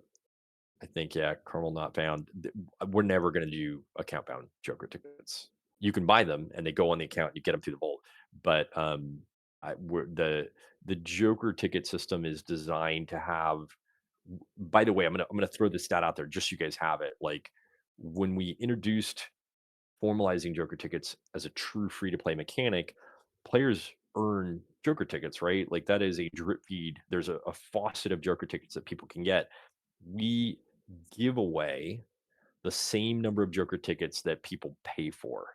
Literally 50% of the Joker tickets in the economy are earned, and 50% of the Joker tickets in the economy are purchased. That is a stunning statistic that we didn't have until just recently. What it means for you guys is like if you want to earn Joker tickets, man, that faucet is massive. There's a lot of ways. There are a lot of ways to get Joker tickets in the game. So what that means is like occasionally there's exploits, and so because of that, we don't allow account bound Joker tickets because if you exploit on a character and somehow you magically are able to get a ton of these Joker tickets, making sure they don't like leak off the account is kind of or off the character is kind of important. Let's see. I have a couple other cool Uh, things I want to get to, but I also want to answer some questions. I think it was mentioned We already, talked but about. arranged matches, that was already talked about, wasn't it? Someone else Yeah, mentioned it. absolutely on my radar. I mean, I think that's a big quality of life Yeah. boost. I worry a little bit that if we offer that, people are literally going to drain out of the matchmaking pool, Yeah. right? Because now you're getting arranged matches, but whatever. I think the game is a lot more fun when you're playing against friends, where you're playing against people you chose because from your perspective, they're not cheating. Like you're getting a nice fair match, and I want that. I want players to be able to get that experience. I think nothing beats APB at its best. When it's at its best, it is literally, in my opinion, one of the most fun games out there. Things like cheating, griefing, hate speech, and other things just they detract from the game. But man, if we can deliver on APB at its best, then great. Voice chat. That one's come up a lot. We had a huge internal debate about it. It came up on Discord because I was on Discord chatting with players more recently, and I think uh, the goal is to bring voice chat back. Actually, I probably sooner than later. It's so polarizing. I don't. I'll talk about why, but voice chat opens up a can of worms. But we need to bring it back. I think any type of shooter, when you're in a match, like, you have to be able to communicate and coordinate and strategize. That's why VoIP's there, especially on other platforms. It's critical. So I think we have to solve that problem for more than just PC. But it just makes sense to me that we probably need to make it back. I do think people need to opt out of it or can opt out of it. Like it is absolutely toxic. It's harder to police because it's voice and it's not text. So when you were looking at logs and things, um, you know, it's a challenging problem. But I where I've landed on it is we need to bring it back, and we'll probably bring it back sooner or later. What about like clan stuff? Like, is there anything for clans? Like, you already have the leaderboard, for example. They Yeah, could maybe do something with yeah. that to kind of, yeah. We man, we bounce around clans, twice a year. Kind of, they just have to feel valuable. I think the system's there. Like we just need to rework them. To me, it's a little bit like when we reworked premium. Like find what makes that system work and what makes it valuable. Where we expose who's in a clan and how clans are doing. It just has to feel fun. We've talked about a actual weapon sharing system, or like, I've got a gun that has these mods or loadout sharing, and I think maybe clans are the way to do that. Like let them onboard new players in their clan. They can hand out shareable weapon, like loaner weapons that expire, but like I want clans to actually foster community and not just be a name. I don't want it to be like a name in the UI that doesn't mean anything. But like, hey, if clans are training new players and sharing weapons and helping people and getting, then great. That again, that's APB at its best. But we haven't quite got there, right? Like I feel Mm. like we're still missing some of the basics, and then we can do it. Yeah. Uh, yeah, There used to I think. be a. Do you want to say something else about it? Or I No, jump no, to the go next? ahead. Yeah, Go ahead. there used to be like a. Someone mentioned like a weekly email. Like back in the day, there was a weekly email where you got your stats sent out, like your kills, your Yep. deaths, your Yep. mission wins, and all that. It was like a weekly email you got like every Friday or Saturday, I think, and it was Yeah. a fun thing to get to kind of just see some stats. I know some people like it, maybe some people don't care, but Yep. um, is it? We in the last 30 days, we rebuilt the infrastructure for that system. We built a lot more than that. But the way that we've ingested that information and kind of like created, like we have these kind of mini dashboards that are player specific now or could be player specific. And the way we've integrated the emails there, like I want to go back to that because I think it's just here's my thing, like, I don't expect people to live on Discord or live on the forums or live on Twitter to follow us and know what's going on, right? But if I can send one email a month or a week, one email a month that has your stats, but also has a little bit of information like, hey, by the way, it's double XP weekend for this next weekend, like that would be ideal for me because I think you're getting all the information you need and it's valuable and you want to see your stats and how I did, where I'm at on the leaderboard, like capture it, send that out. That infrastructure is now it exists.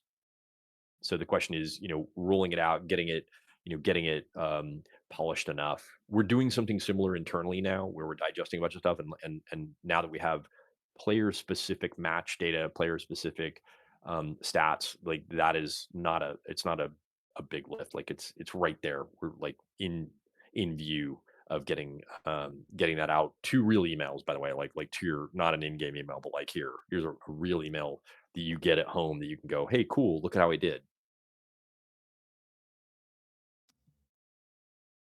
Good question, by the way. Yeah, I think like I remember it, and I used to enjoy seeing like just general stats. It can be interesting. So Yeah. uh, I agree with the point, by the way. Like, don't send too many. Like I feel like we never send emails. Frankly, like we send one here, one every 3 months or something, which is ridiculous. But I think if it's one, email on a specific day that has your stats, and then we can kind of append the important information, what's happening in the community, that's fine. That's a very simple touch point. It's just once a week. We're not spamming you with stuff. You don't want to read it, fine, don't read it. But it's personal. It has all of your information in it too, like how you're doing. What about loadout presets? Kind of like clothing. Yeah, that's all being discussed. Hmm. So I think that it is weird now to kind of take a step back and be like, well, weirdly, like real time worlds carried the ball all the way through on clothing, and then other systems kind of got halfway there, right? Like they didn't. It feels like they were lumpy in how they approach certain things, and so if there's low hanging fruit or an easy win, like we can just finish that system so that it works. We can do Mhm. load out presets and other stuff. Like I feel like we should be doing that. Where it is on the priority roadmap, like I feel like um, that remains to be seen. But a lot of work going right now into quality of life. Yes, by the way. So Laser asked a super important question. Um, we are recreating the profile section, meaning you log into G1 and into your personal data. And so, yeah, your stats should live there. Your historical data should live there. Like email shouldn't be the only place we deliver that. This is a system wide effort. So it's not like all the information goes into an email. Like the information is there, the email consumes the information, but we can and should put that. But that's like there's like a broader effort there too, like uptime and servers and who's doing what, like putting that all online that we own and have that data. Like that should happen. Um, There was a suggestion for clan stuff. What if you got like a standing boost for grouping with clanmates? Like, let's say it was 5% extra standing for each clanmate you played with, for example. It would yeah, further yeah, incentivize to play with your clanmates and actually make clans, because clans right now in the game, they're not really used that they're not much. useful. Yeah, Yeah, they they're, just to they're serve a there. purpose. It's Yes. missing something to kind of to want to have a clan Yeah. and play with your clanmates. Yeah. Yeah. Thank you, Kyoki, by the way. I think Yeah, I think that's just been you're sort of revocalizing my position is like I don't want to like revisit a feature or a function until we have a good game plan for it, and that's what clans is like. We There's a general idea they're there, but like until I use premium as an example, like there's some real thought and work went into how to separate pay to win and redo premium. We need to do that with clans at some point. Can we get a 4x4 version of the Fresno and a Koi Wolf alternative, juiced up cars that receive special attributes? Can you guys make it so we can upgrade a car already? Um, the reason I haven't answered that question is it's not really for me. I think that's a design question. I don't have them on the AMA today, but they're there. They're in the background. They're reading, and so if they want to weigh in and send me a little bit of a message there, that one's not for me to answer. Um, It was mentioned about the music studio. Anything about themes or maybe new songs added to the game? Something regarding that? Yeah, No. Yeah. it could do with some love. It's not a system I'm focused on right now, I'll admit. There's so many other bigger fish to fry. One of them we haven't talked about yet on the stream. I want to get to that pretty soon here because we've been going for about an hour and a half. I think, new insurance, like it probably needs just an overhaul, right? Because it's fairly old tech, unfortunately, the way they've implemented it. So it'd be nice to just get some upgraded sounds and instruments in there that just feel a bit better. But right now it's not, for reasons I'll mention. It's not at the top of my list. Um, so let's drop this one. The one last thing I kind of wanted to throw out there. You can see it on the desk. This is a Sony PlayStation dev kit is what it looks like. They don't look like the consumer versions. They're a bit more industrial because they've got a bunch of different things hooked up to them. And so the milestone as of this morning was that we're showing we're back in production with this, and that we're actually showing frames from the game on console again. So um, for those that have been asking for console, I'm not going to rehash the history of it. We had to separate from the publisher that had console. We weren't able to update it. It was a really bad version of the game. For those that don't know, the version of console that shipped uh, was from 2016. It's a decade old. And so what we had to decide, this is not a PS5 dev kit, by the way. This is a PS4 dev kit. The game will go on both, but um, there are still more PS4 units out in the world than PS5. And so I think we'd be remiss, mainly for the install base. I mean, there's been 10 million people who played on console, slightly more than that, but 10 million people. And so like I want to one, give them the game that they had back. So if they're a PS4 player and they haven't bought a PS5, we're still going to put it on PS4, and then also make it a better version. But it's been a long road, just a long road. So we had to rescope console, decide what we wanted in it, and there's a decade worth of gap now. You have what got shipped, which is a decade old. So imagine in your head the trading system enhancements, everything that's happened not even since we took over, but 2 years before we took over, um, that we've put the whole Joker system, the Joker store, the legendary rental system. There's just an entire decade worth of work that's gone into the current version that needs to gel. So let me talk briefly about the strategy. You guys can weigh in. I don't, I don't know if you're going to like this or not, but we're more or less following the same strategy that we did with the 64-bit upgrade. We've been talking to investors and partners and literally out there selling the idea of Unreal 5, which is great, and we're not putting that back on the shelf, but it's a big reach. It's a big lift to get onto Unreal 5. So having said that, and just look, the world's a crazy place right now in terms of what's happening in the world. And what that means is, typically investor money or people that would help us do that dries up. There's a lot of uncertainty right now.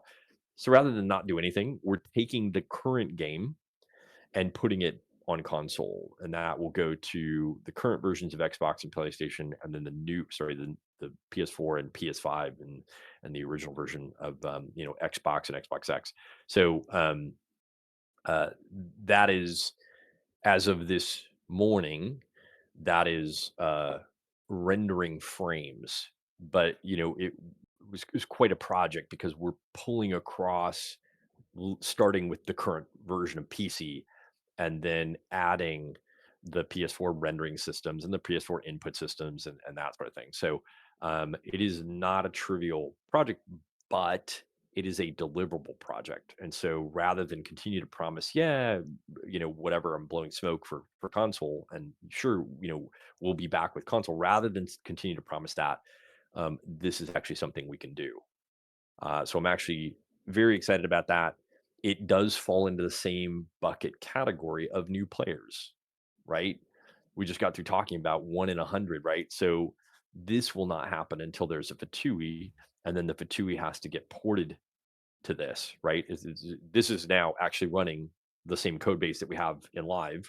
So the idea is unify the code base, finish the work on retention, because we don't want to put the game on console and just have everybody drop out, right? They go play and then um, and drop out. So uh, anyway, I feel like for those that played on PS4, this is good news. For those that want to play on PS5, this is good news. Mainly because it's going to happen sooner than later. We can all sit here and hold our breath, and I very much want to do Unreal 5. We're shipping two other games that are done on Unreal 5. The studio has experience with Unreal 5. Um, but I don't want to just die of old age waiting for APB on Unreal 5. So that's the news. This is up and running, and we're gradually porting things in. There are a number of other features. That's why we ported the event system. So we're getting some side benefits of taking stuff that has been way deep in the archive, and we pulled it out of the archive, and now we're kind of like, okay, cool. Let's have some fun with the dynamic event system and some of these other things that were on console. Even there's actually fairly elaborate orchestration system for managing servers. It's all on console that we're sort of onboarding. So 2 games, yes. So Stonehold and Ships That Fight Underground are both UE5. And weirdly, both of them have bots and co-op modes and entire sort of first-time user experience. So yes, yeah, SDFU cheekily, or Ships That Fight Underground. But that's, I think we're trying to kind of like take lessons learned there.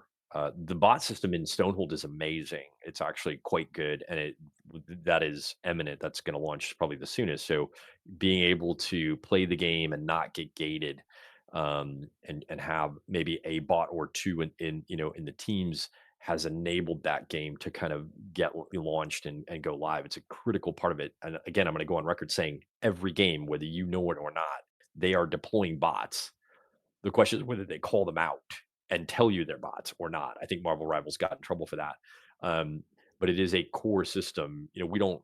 No one wants to play with bots as a requirement, but it's a core system. And the fact that APB has not had it ever in 16 years has been to its detriment, I think.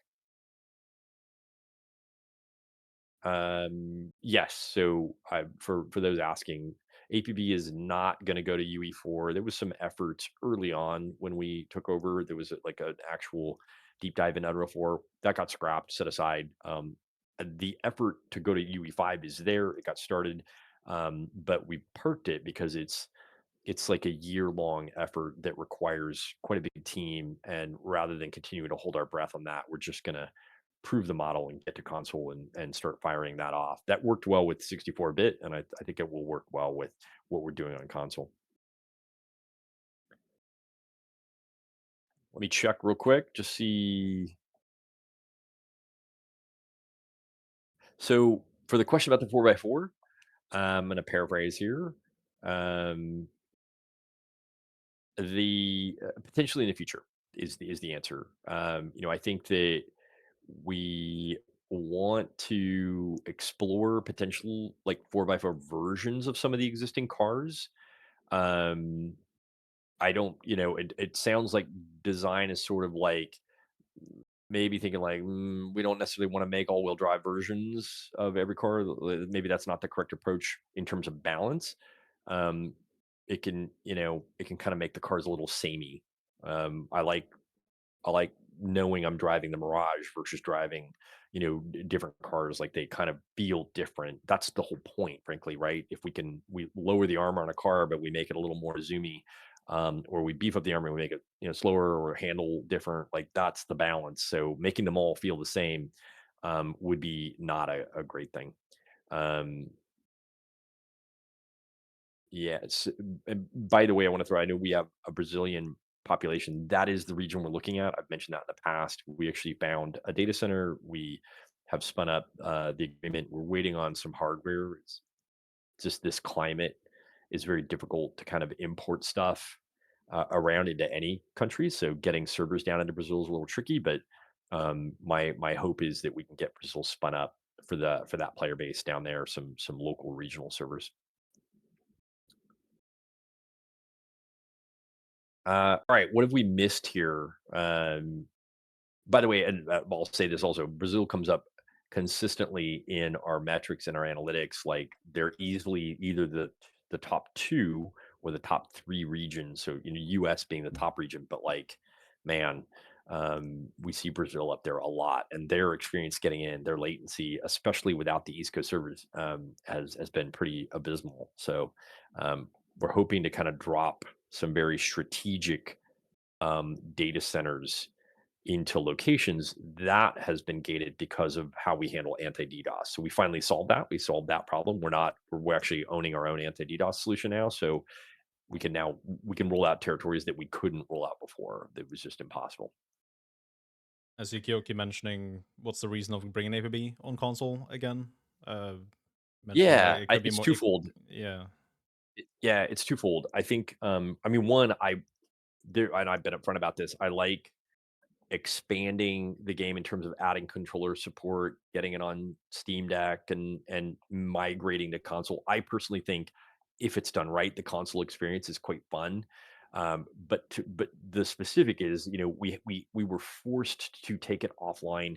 There were 10 million console players, um, but that entire system was its own walled garden. What that meant is we were supporting a bunch of servers for a completely different publisher that wasn't allowing us to update it, but we had to keep the the servers online, and it was costing a ton of money, and that publisher wasn't doing a good job. So we agreed to separate, but we had to we you can't transfer a game on on console. Like I can't, it was Coke Media or Play On was the publisher. So there was no way for them to give us the game. You have to decommission it, take it entirely offline, and resubmit from scratch, which was never going to happen on the older version of that code base. Like Microsoft and Sony said, nope, we will not approve this. So it involves a rewrite. So really, let's get the original player base back in the game, but make a version of the game that is better, frankly, like light years better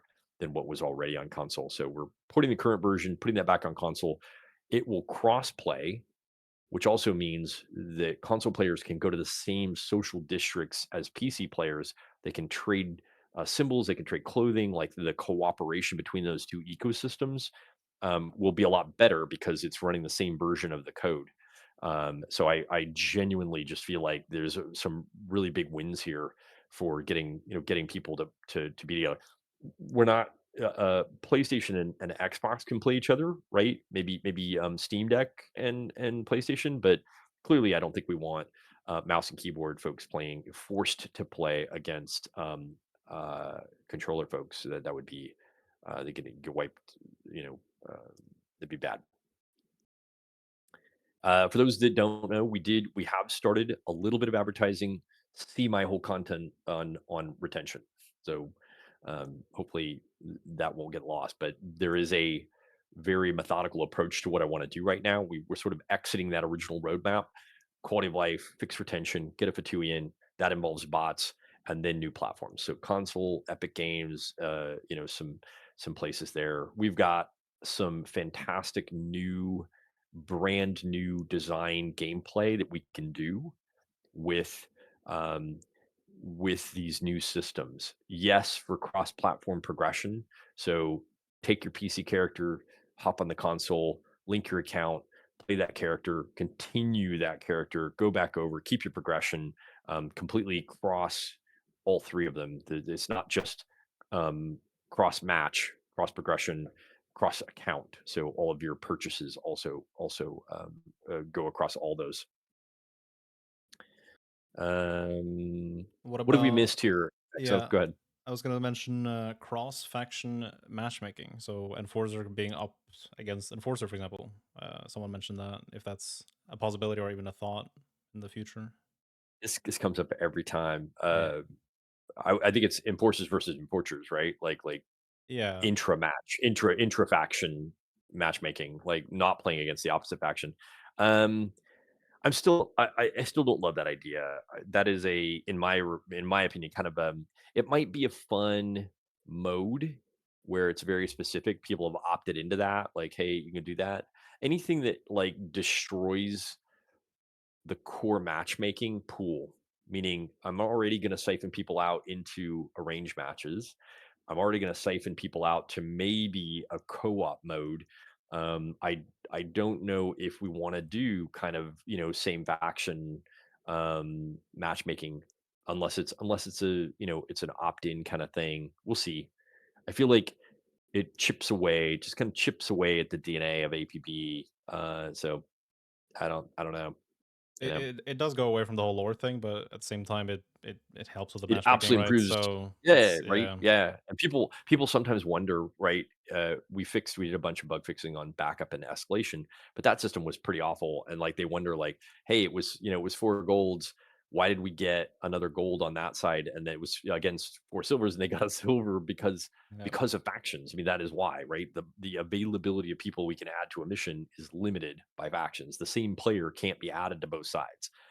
So, um it's we batted around. It's not an incredibly hard thing to do. Maybe we trial it. Maybe we go, hey, we're going to do a weekend where we're going to do cross faction matchmaking and allow enforcers to battle against enforcers. Um, I'm excited by someone asked about new content, the future of expansions and new contacts and new things. And it's worth acknowledging we have exhausted everything that was ever in the RTW pipeline, right? So we've gone back and excavated contacts and both, Zombie and LaRoche were some of my favorite contacts, so I was happy to kind of actually give them an active role, and we're done with that now. So we're a little bit in uncharted territory. Yes, there's a plan. I think I've talked a little bit about we're leaning into some of the new lore to get there. I think we're gonna have to be very careful there because I don't want to negatively impact the fabric of the game. But I think we're digging into some fun new lore. I saw an entire conversation I think yesterday on Discord about like the fact that everything has stayed the same. Right? We're still having the conversation about Mayor Darren, and like it feels like some of that needs to progress a little bit. It would be fun to do that. I think. Someone mentioned the new UI element added to matchmaking with the recent patch. Yeah, Someone, because yeah. some people don't Look, understand what it means. So yeah, it's a little buggy, but it is a step. It is a step in the right direction. The idea was, hey, let's surface a little bit about what's happening in the back end, so people don't just sit there and go, "Is it working? I'm in the queue. What am I? What's happening?" No one wants to see like a frozen screen and get no feedback. So that's a first pass. I'm going to call that like an initial, like, hey, we're going to put some stuff on the screen. Um, I think we should probably do more of a blog on that. I think like there's more ideas, there's more like we want to show maybe the entire pool and kind of what you're matchmaking against. So get into some better analytics there, so people have a better idea of what's happening. But I think that's a first stab to improve the communication from the matchmaking system, so you know what's going on. I would the love to. I'm gonna pause this just really quickly. yep. So King Stunt says you guys are worrying about the wrong stuff. I'm going to take a little poll. We've got more than 300 people on there. How many of the people watching right now feel like we should be focusing on stuff different than matchmaking, different than quality of life, different than cheating? Because that's the focus. Like we're talking about server side anti cheat, improvements to GFAC. We're talking about matchmaking bugs. Like would outside of that, this is happening. Absolutely acknowledge, right? Like we have to push, in my opinion, console. We have to push some of the other things, but literally, matchmaking and GFAC and quality of life are the absolute focus right now. So I want, someone's going to say tails. I know it. I saw horses on there. I was gonna Um, mention that actually about Tails. You know, it's gonna yeah, yeah, yeah, yeah. It was gonna come up eventually, of it course. was. Yep. I tapped on the aquarium there. So uh, before we get into that, derail into tails, but you guys tell me, right? I do watch Discord. I do get in. I sometimes have the time to interact with the community. But if you think there's other stuff other than matchmaking, GFAC, I will say I'm pretty happy with where the networking's at. There's always problems, right? Like someone wants to ruin the fun. We got DDoSed. Uh, we were having a pretty good day, and someone went out and DDoSed the servers. Didn't last long, so we were able to kind of get it and and fix it. But generally, we got to get up.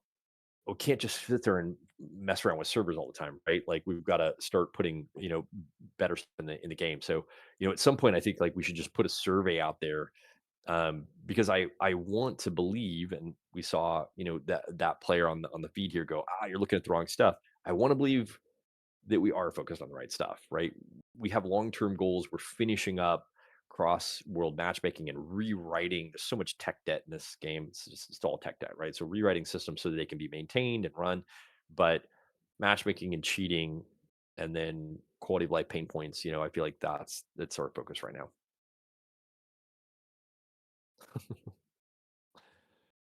Cool. I appreciate that. So hopefully my team will be watching. So if you guys have other things you want to see in there, great. Like put it on a radar. Like this game is for you.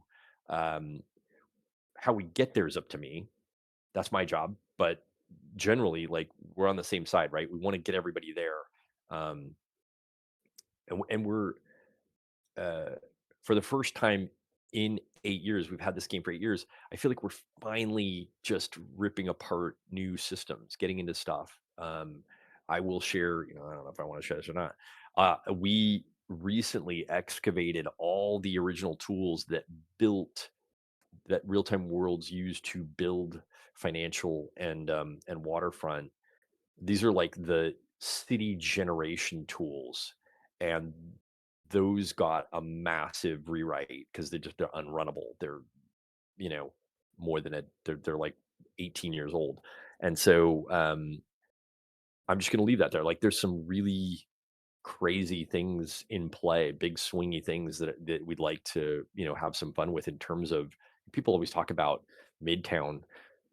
Midtown is unrealistic unless there's a design for Midtown, which is great, but there's not a finished district for Midtown. And I believe if you're going to do Midtown, do it with new gameplay, new systems in mind, but also have some of those city builder tools ready to kind of produce the level of quality. The problem with Waterfront is a huge part of Waterfront was done by hand.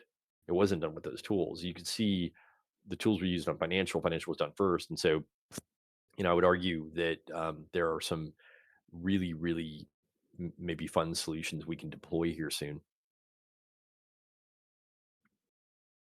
Um, there's one comment. He put it up there. I think M5 by D. Are there plans to add more user generated content? Yeah, 100%. That's what makes APB APB. In fact, like when we went to design the Fatui, we want to introduce you to some of the customization options because they're amazing. Like bar none, I still believe we're in the top five in terms of customization. So we have Adobe Creative Cloud in game. You can make symbols and project those onto things. So the more we can do with that, I mentioned in the stream, I'll let people go back and excavate that and share it. But I mentioned the team that we're actively looking for ways to expand the ability for people to generate their own content in places that have not traditionally been available, that have been kind of walled off, whether that's weapon skins or other things. Like how can we keep giving, because like letting players identify the way they do, and these amazing, we see these amazing customizations. That's the game right there. That's the whole thing. um so one of the questions was like, can we have an event where we play the original real-time world build? Ooh, no. It's unplayable. It's unshippable. It won't run anymore. But I think someone else asked in the questions, do we have the original shaders? Do we have the original look of it? And the answer is yes. So I think I think that I could split the baby on that. I definitely at some point want to go back and just look at, is there a way to kind of get as close as we can to maybe some of that original look and feel? There were changes made along the way. So it'd be nice to do an upgrade there. There's a lot of stuff happening that we need to take into account there, but it'd be nice to kind of go back to some of the original look.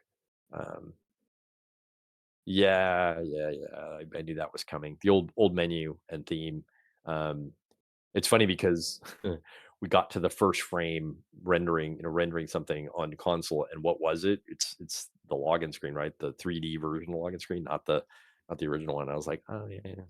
Um, we'll get there. I love there's a nostalgia factor for the original login and the menu, but there are challenges with it. There's reasons why it doesn't run anymore. One of the biggest things, by the way, I should say, with console, when we finish the active development we're in now, one of the biggest things is merging those UIs.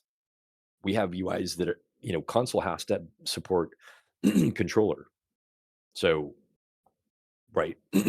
Many of our UIs in the current game don't work with controller. They don't even remotely. They got drop downs, like not even close. So there is the biggest chunk of that project is bringing those UIs together, making sure we can support controllers, making sure we've got this kind of, some of them we're going to just directly lift out of the existing console game, the game that was online, but we have to make a bunch of new ones. So um, that's where this project lives and breathes, is doing that. That's the biggest amount of work, is doing a decade worth of upgrades.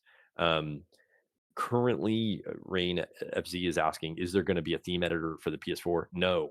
The MVP for console is pretty much feature parity with the original console game, but brought up to speed in terms of all of the additional screens, trading, and some of the stuff that we did there. So we're trying to make it a digestible thing we can ship, and then um, get that out there, and then see if we can, see if we can do a version of the, of the music editor. But it's such a chunky amount of content that uh, to get that working is it's a big deal. That's a lot of extra development just to get the music editor. My idea was, hey, let's put them in social with regular PC players, or let them cross progress, right? Load the PC up, do your designing there, go back to console, and you have all the benefits of it.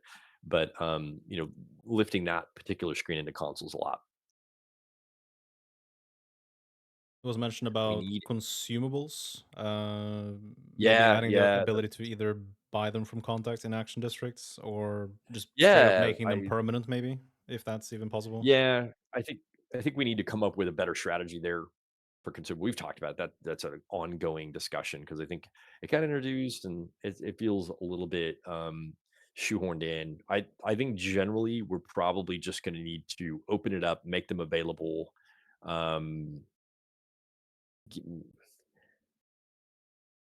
make them more accessible. Maybe not trivially easy to get, but like make them available from contacts. And the, like if you want to go get a consumable, there's still limits on how many you can bring into a mission anyway. But generally, like, they should unlock sooner. Everybody should have access to them. It shouldn't be something where you're just getting completely outclassed because they had access to consumables and you didn't. Yeah. Yeah, people. RTW Vegas sound. Someone mentioned the old sound for Yeah, Vegas. Is that possible? I have them. We have them archived.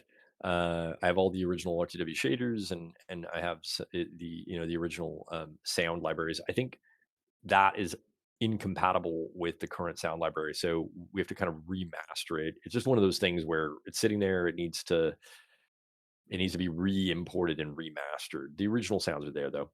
Hmm. Um, but it's just lower on the list, right? When you're fighting issues with networking and matchmaking and stuff, it's hard to carve out time to be like, hey, I'm going to go remaster the sounds for the Vegas. Um, I think we do have, there's some fun ideas floating around. One of the ideas we've talked about for new players, we talked about new player stomp, new players. We talked about adding an enhanced reticle system that gives a bunch of extra information about distance and shot effectiveness, and basically cracks it open, gives you just a ton of information, but making it a weapon mod. Hmm. So you can wear the newbie training wheels and get all the extra information. Um, but at some point, you're going to want to get rid of that, right? Like, you're not going to want to waste a weapon slot for that kind of information. And so I really, really like that idea, frankly, like letting people choose, like, I want to have this extra information because I'm not quite comfortable with the weapon. It's going to help me be more effective, but you're giving up an entire slot, right? An entire mod slot. And we'll probably grant that from the Fatui, like right up front, just like, hey, you get this mod. You can put it on any weapon. Um, but I genuinely like that. We've talked about a new district for some of this. I think I mentioned what it was. It's probably the last remaining part of Real Time Worlds content that we haven't put in. Um, some sort of, not a shooting range per se, but it works similar to a shooting range. Gives you that level um, of information. So people are saying that we're getting DDoS. I'm going to just click out, just make sure. Hold on, checking logs. All right. I'll wait and see what the team has to say here. Um, What anything a- else we've missed?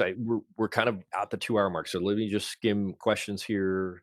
what about a pinging system was mentioned? Is that Yeah, possible? walk me through that. Yeah, I feel like pinging how that one was a little vague to me, so I wasn't sure what the question was. Kind of being able to having a keybind for just being able to ping, like leave a marker on like a spot, a Oh, yeah, yeah, corner, so the yeah, teammate can know, oh, there's an yeah. enemy over there, like danger or like Sure. an alert You're or something. Yeah, dropping pins that other people can see on your team, like a kind of a, "Hey, I'm, putting stuff on the." yeah, I think it's a fun idea, again, design idea, right? Like, I know we have this, like, list of things, and to be honest, like, design is almost exclusively focused on the Fatui right now. It's just a big part of what they're doing. There's some other stuff that's in there, but I like the idea generally. I mean, I think player coordination and tactical coordination is a thing for APB. Any way, and sometimes that comes down to VoIP or pinging systems like in other games or things like that. But generally, if we can foster more tactical gameplay, that's where APB is at its best. mm. What about bullet tracers? Yeah, Because currently they're not in the game anymore. They used to be in the game. It gave yeah, silence weapons kind of like a reason to be played in a way. yeah, They, we need to bring him back. I like the idea of bringing him back. I think we need to hold on, ping people here. There we go. Yeah. All right, guys, they're on top of it. We're looking at the destiny. Yeah, we're just getting carpet bombed right now. Um,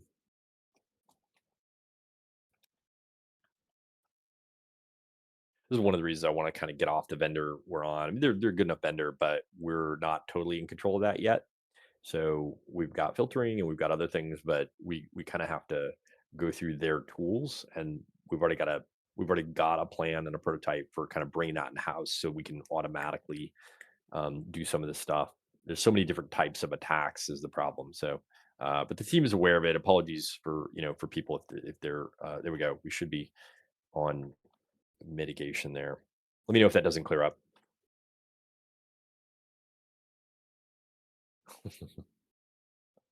Say. So back to yeah, I think tracers. I definitely want to bring back because um, they're a fun option. I think they give a reason. I just want things to be useful. I don't want to arbitrarily like. I'm not in it for maybe aesthetics. I want it to be useful to a certain category of weapon or to a certain type of gameplay. yeah.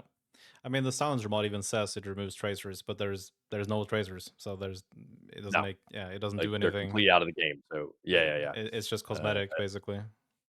Yeah. So I'd Yeah, rather have it be I'm not opposed to cosmetics, but I'd rather have them have a reason.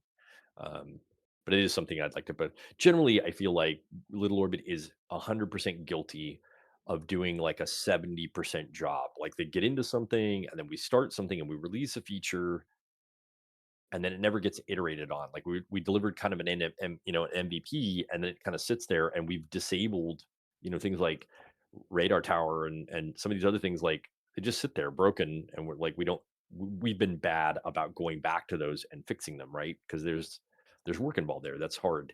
Um, and so my hope is over the coming months we can focus on that. That's why we're focused on quality of life. That's why we're focused on matchmaking. We've got new data, lots of new things we can be doing there, and I want to bring those all up to standard before we go jump off into a bunch of other new systems. We have this tendency to love the bright new shiny, and I want to make sure we button up what we've already started. So, yeah. By the way, there is or was a DDoS attack on. They love to do it while we're doing live streams, and they're in the middle of fixing it. All right, let's see. That's a good question. Do we use AI for development? Look, I don't think there's a company out there that isn't using AI in some fashion. I'll tell you what we're not using AI for. We're not using AI for art. We're not using AI for marketing. We're not using. I think because APB has a very very specific look.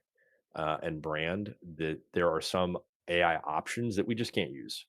Um, I think that from a development standpoint, one of the things that is absolutely essential that we are doing is we're running vast amounts of data and logging and analytics through AI to do these sort of find a needle in a haystack exercises where we can sort of say, hey, here's a system, here's what we're seeing, all this data, why are some of these things not lining up, and then using it to get to stuff that, I mentioned the bug that we fixed. There was a systemic bug in matchmaking that was like one character in the code, and multiple developers had looked at that code hundreds of times, but you don't see it, right?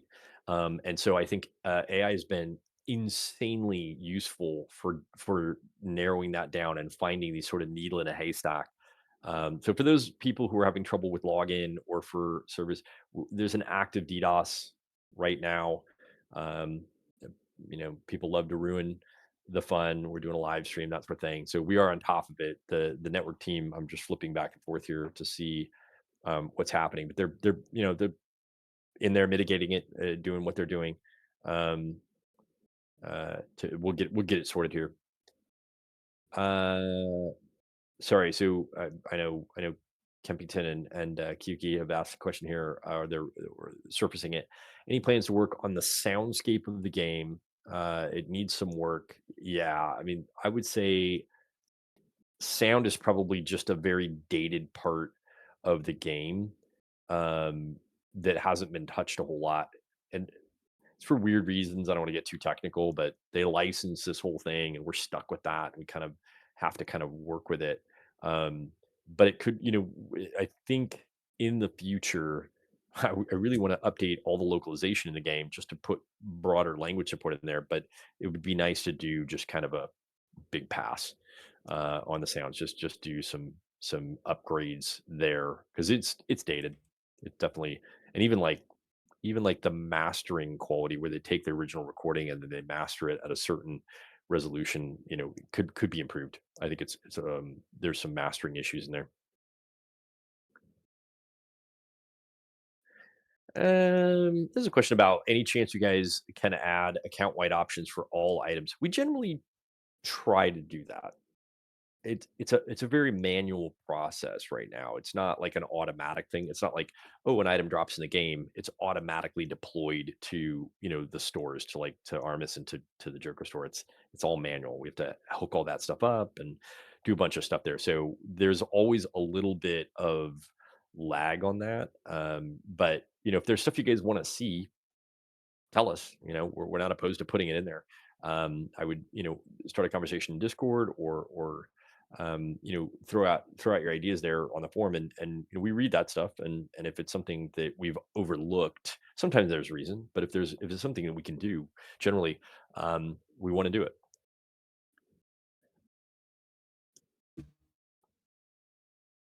Mm, we've Question not looked at. about symbol creation. Is there a possibility to increase the limit from like 100 to 125 or more? Sure. I think to kind of test it, I know those were very old limits. There were assumptions made about kind of all that stuff. So I think we'd want to give it a go and test it and see if there's any weird artifacts with increasing the limit. Because sometimes you'll hit. APB is full of surprises, man. You don't ever assume anything with APB. We get bit by such weird stuff. We'll clip along like, well, that should totally work, and then, oh, it doesn't.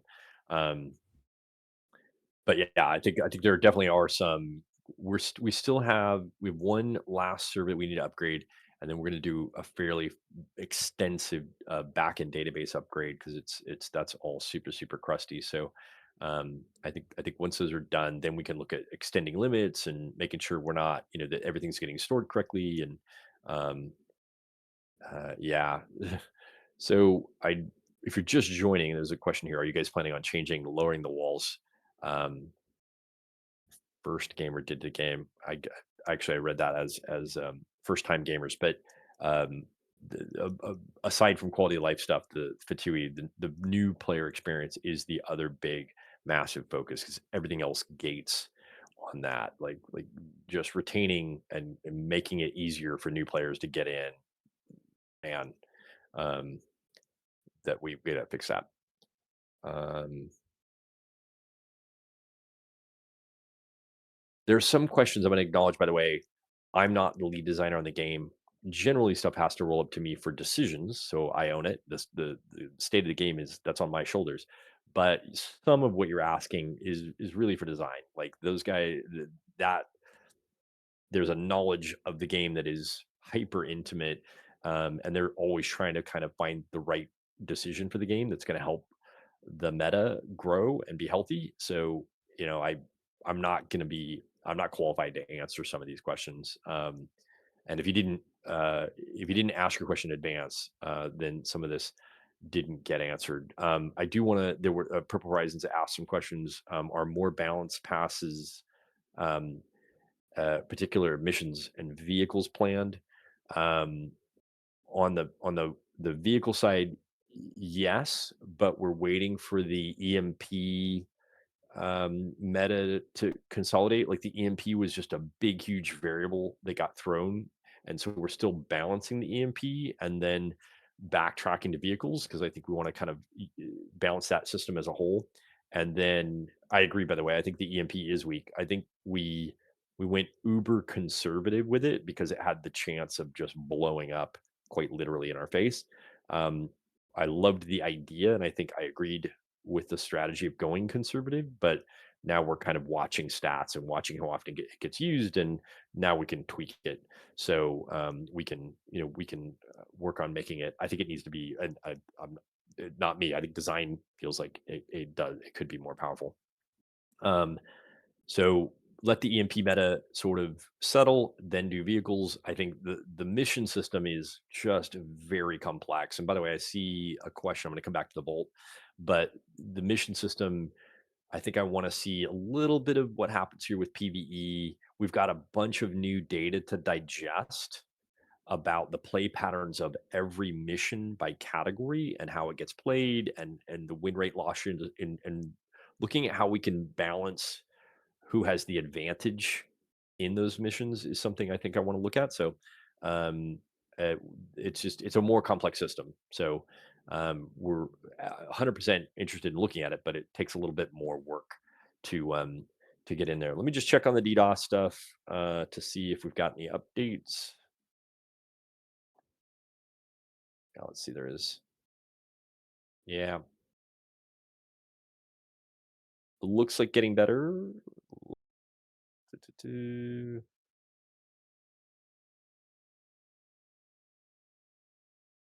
saying that. Oh, checking the website a little bit. Looks like that might be impacted as well. So the team is on it. If you're seeing issues, thank you for bringing that to our attention. They're in it and working on it right now. Um, so yeah, so missions and vehicles. Is there any plan for increasing the overall time to kill? Currently, there's no plan to increase the overall time to kill for primaries. So um, we're you have to be very careful there about changing that and let's see here. So I'm just run down more questions, make sure we talked about arranged missions, um, visible threat. We talked about, and I threw up potentially the direction we're going, which is just everybody shows gold. I don't think visible threat is a thing anymore. Frankly, I think we've kind of outgrown it. It certainly has no use in the game. Like you could see it, it's great. Like I think people feel validated when they get the gold, but it's it's not useful that we do all the matchmaking. We put you in whatever district we're going to put you in. So we might just kind of sideline that from a visibility perspective. It's just not important. Um, we talked Was about old uh, old shaders, old sounds. Go ahead. the Vault thing that you wanted to bring up? Maybe The someone vault. mentioned Yeah, that. yeah, Yeah, yeah. yeah. I love the vault. That was something I'd been pushing for a little bit. I think it gives anything to kind of be able to just get in game and manage stuff like that. what we're seeing in the game right now is kind of the version 1.0 or an MVP, a minimum viable product of the Vault. I definitely want to explore putting things in the Vault from players, right? Players being able to use the Vault as shared storage. Anytime a player is like, well, hey, I can jump through these hoops and do something and transfer something to my other character, like, okay, well, let's just, we can short circuit that. We don't need players jumping through crazy hoops. And we talked about inventory. The Vault and inventory in my head go hand in hand. Um, but improving that whole system, or being able to utilize it in more ways, is pretty exciting actually, because like we're way overdue. Um, uh, it's funny. All right, I'll call out cool A1D man. Do you feel like the vault system was a distraction to appear like progress is being made? Does anybody else feel like that? Do you feel like we're just putting stuff out there to just act like we're doing stuff? I certainly don't feel that way. I feel like the vault was a systemic big thing. Like we built an entire new system for storing stuff in game, getting access to it in game, moving stuff around. It's new. It is, it's absolutely something we need to keep building on. But I could tell you straight up from my perspective, it wasn't like, hey, we're going to show this thing off just to fool people into thinking we're doing something. Um, it was a quality of life thing we put in there for you guys. So, um, uh, not to single anybody out. I don't want that guy to feel bad, but I certainly disagree with him. Hairstyles are so hard. I would love to do one just because I feel like we've done one of everything else now. I believe, we've done one vehicle, we've done clothing, we've done new, some new contacts, but like I feel like hairstyles kind of they're so crunchy, technical. Um, for those that have noticed the game, we're actively being DDoSed right now, unfortunately. So we're getting attacked. Things are stabilizing. LAX is stabilized. We're just gradually filtering out the attacks. So EU is being looked at now, but login I think should be coming back online for you guys. So sorry about that. Um,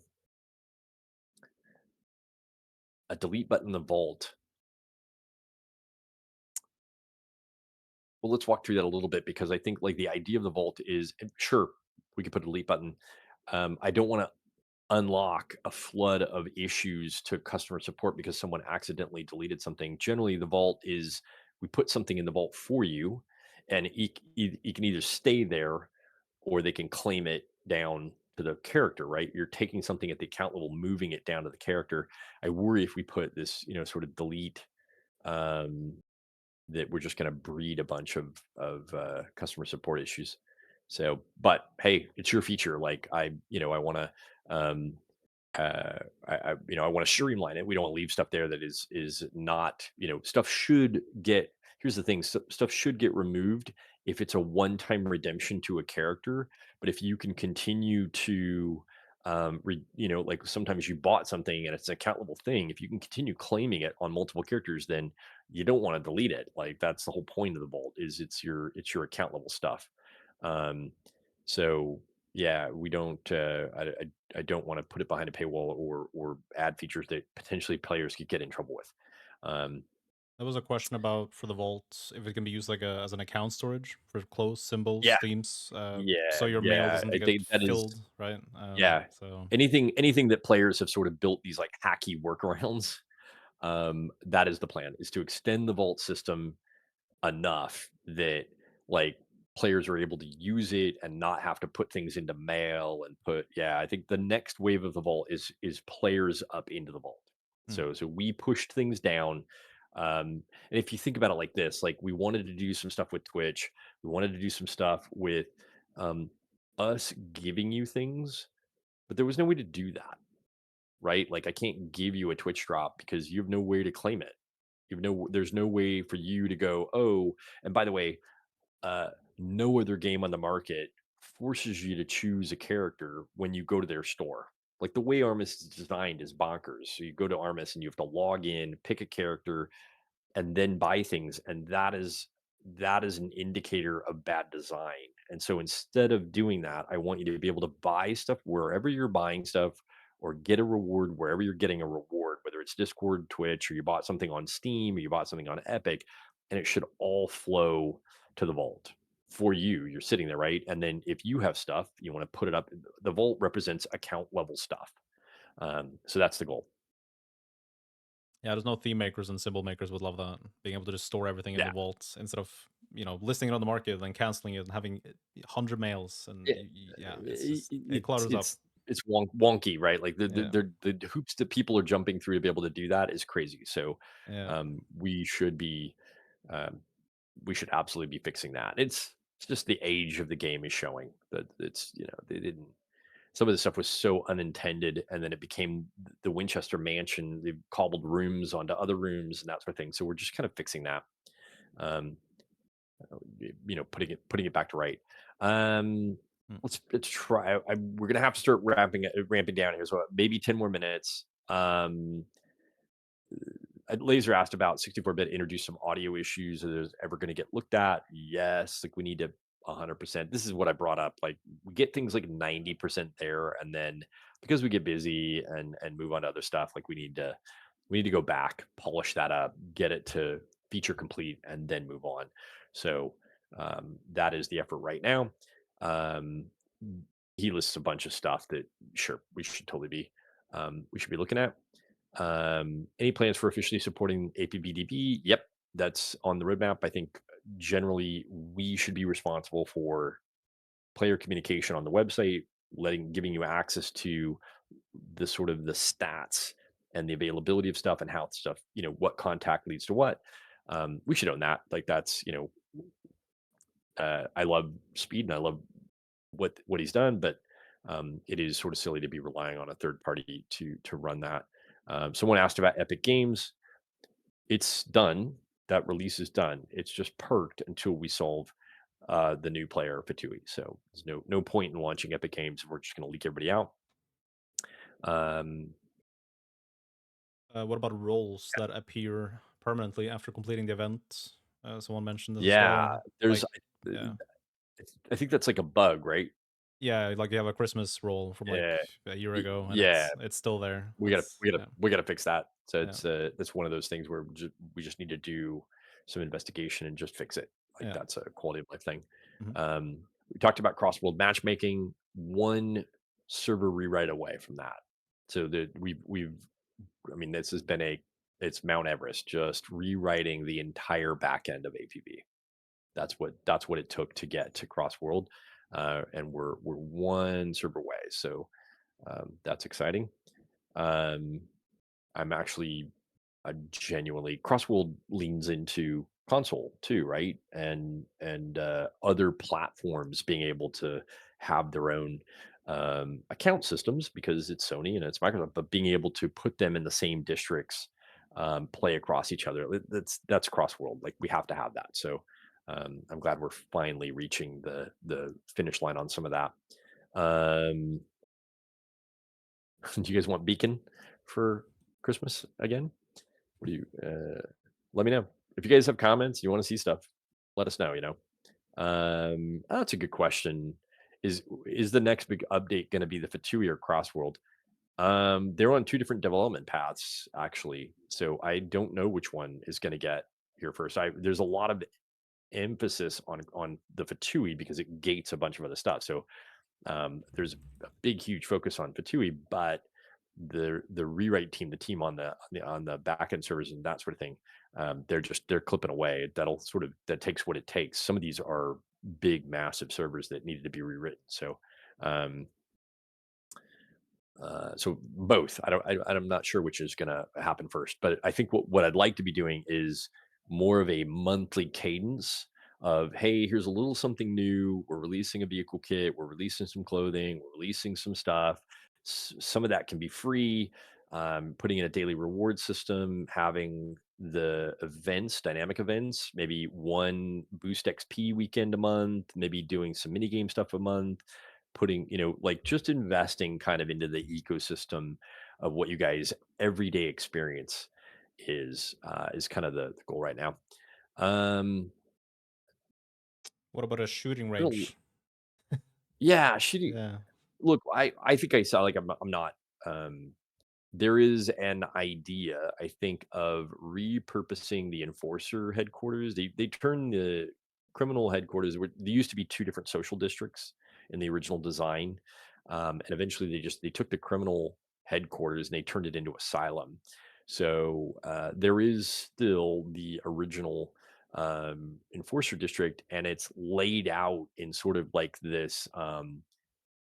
Hall of Justice kind of city hall layout that could be used as kind of a shooting range. So we've toyed with the idea of doing some newbie stuff or even PVE kind of driven missions there. Super prototypey. So I would love to have kind of a new environment that is somewhat limited in scope, not an entirely new district because we haven't done that yet. But that district has been resurrected and I've got it and kind of like going through it. Maybe it'll be maybe just a piece of that where we don't let everybody explore the whole thing because it's quite big. But maybe like um a smaller piece of it. And to further the idea, like the direction we're going, because I'm seeing some comments there about maybe a criminal shooting range or an enforcer shooting range. I think the idea was to incorporate Red Hill. So a lot of the shooting range elements are Red Hill, maybe um, more of like a central villain approach, right? Where both criminals and enforcers can be using that shooting range because it's really you against Red Hill and some of their technology and getting targets and stuff correct for bots. And that's what's driving the shooting range experience is largely bots and stuff. So I'd say the direction for some of the lore, not necessarily going back to Riot, because it was that game mode itself was pretty um, not great. But as a third faction, there is, I think, lore value in Red Hill because it's its own faction that potentially it solves cross faction gameplay and it solves a couple other things we want to do with bots and technology. So Red Hill is a technology group, and so that's generally the lore direction we're going. I think we talked about UGC. Absolutely love it. I would love to see, in a perfect world, I'd love to see player made weapon skins, Mhm. player made. We talked about changing some of the loadout and stuff. Um, yeah, look, this last kind of comment, right? Like fixed retention. Yep, agreed. Fixed matchmaking. Yep, agreed. Stop high threat stomp, which is the high golds queuing in silvers. Like as much as we can, we've got our system to do that. And then fixing the anti cheat, right? That's kind of the high level immediate focus. Um, hmm. So saying like kind of attach. I don't. The weird part about APB, the idea was like attach it to financial something like go in a building. That sounds fun in theory, but I think like I would want to make a district level entrance into that mode because it's not just like it would be kind of jarring going from like an action district into like a shooting range, which is like more of a PVE mode. So I think I just for the sake of clarity, I'd want that as an upfront choice. You're entering a district that is PVE focused. Uh, Interesting. I see some design questions here, and again, I don't know that I'm the one qualified to do that. For Han, by the way, Han's come up a couple times. It's on the list. We have to solve this sort of. You guys saw it in action today. This vendor for our anti DDoS limits where we can put servers. We're solving that, and then we want to roll out potentially Brazil and potentially somewhere Southeast Asia or Asia somewhere to have that asset. Uh, so Nanny VR does LO have a 3D modeler? Yeah, yep, a modeler animator. So we've been working that. We're working on the vehicle kit for the Mirage right now, and then clothing or whatever. Like we just had the focus right now is to try to see if we can get the Mirage kit out for next month. Um, Can you add evil matchmaking for evil players? Yeah, that's already in the game. We already do that. I don't know about the time to kill sort of team killing, but definitely for cheaters specifically, we have a sanctioning engine, which by the way could work for griefers as well. But we segment those people out of the player pool. We put them in their own. I think players have started calling it shadow banning, but we put them in their own matchmaking pools because you don't want to play with someone like that. They can play against each other. Great. Um, Custom time of day. I think the underlying question on that one is whether we can do black sky. Like people want to set the time of day to like nighttime to get rid of the glare. And I think that is something we've been talking about to be able to kind of just desync or set your time of day so you don't have to deal with some of the visual rendering artifacts with all the lighting. So I'm running with a little bit custom time of day. Doesn't say enough, but I think there is an idea there for allowing people to kind of just lock the time of day at nighttime so they don't have the glare. There are plans. We're not going to do a battle pass because I think there are reasons, but we absolutely want to do something with premium that gives you access to more rewards, either through a tournament that you can participate in, but there's a battle passy idea that will just integrate straight to premium. It's not going to cost more. It's just making premium a little more fun. Um, Anything else? I'm going to check with my team real quick, see if there were Mhm. any big ticket questions I didn't get to. Okay, let's see. Uh, Great. They were looking at the DDoS stuff. EXO, what do you think? Did anything on your radar from the questions we talked about? Mm, UE5 getting kind of shelved. I see one about returning dynamic time of day. It's been brought up a couple Yeah, but I times. I don't know if I that's think I'd love maybe I'm not understanding that one right. So um I know that there's an issue with certain times of day and rendering yeah. where it's more difficult to see players, right? So black sky, that sort of thing. People can set the time of day to midnight, and that's certainly we've talked about that. I think it's a legit use. I don't want to punish people with super glare experiences. So we've looked at that one. That's on my radar. Yeah. It's not a huge lift. I think it was in addition to like having rain or like thunder or something as well. I don't know, with more weather Ah, stuff like weather that. or Yeah, dynamic kind of like dynamic, that. Yeah, I see, I see. I don't know that that's coming to the current version.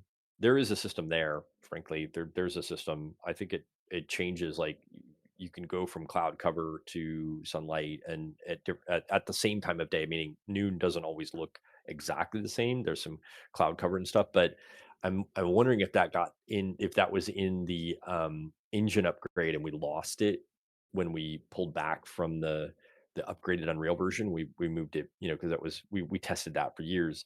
I think that had more dynamic weather, kind of dynamic time of day type stuff in it. So we'd have to pull it back, but it's just not at the top of my radar. I'd rather focus on the everything I've already outlined, right? Matchmaking, anti cheat, quality of life. I'd rather do that. mhm. Uh, Customizable crosshair colors. yeah. Ooh. I guess that's a It gets into yeah. that one's weird because, like, it can be exploited, and I don't wanna open that up. I Uh, think, I don't know. I'm gonna think on that one. mhm. I think there's a reason we do what we do. We use the crosshair to convey information, um, and when we go mucking around with that, we kind of open the door to bad behavior. So I don't, I like, I don't know. I'm not sure. I'm not sure that's something you want to do. A couple of people have mentioned AMD. I think now that we have a bit more information from the client and on bottlenecks and things like that, we probably would want to start maybe looking at AMD. They're not the market penetration for AMD GPUs isn't huge, but certainly, hey, if we can throw it a little love, we should. I think the community has come up with some workarounds, but we certainly could take some time to see if we can make we always want the game to be as accessible as possible. One of the reasons we did the 64-bit upgrade the way we did, like, um, we want people who have lower end machines to be able to play it. There's always this desire to want to go to bright and shiny Unreal 5, but that would literally orphan, a huge um, portion of our community. Yeah, I think that question was brought up in the list of questions as well. AMD resizable Yeah, bar causing issues, micro stutters, something like that. Yeah. yeah, yeah. So I it's think it's related to this overlay, right? yeah.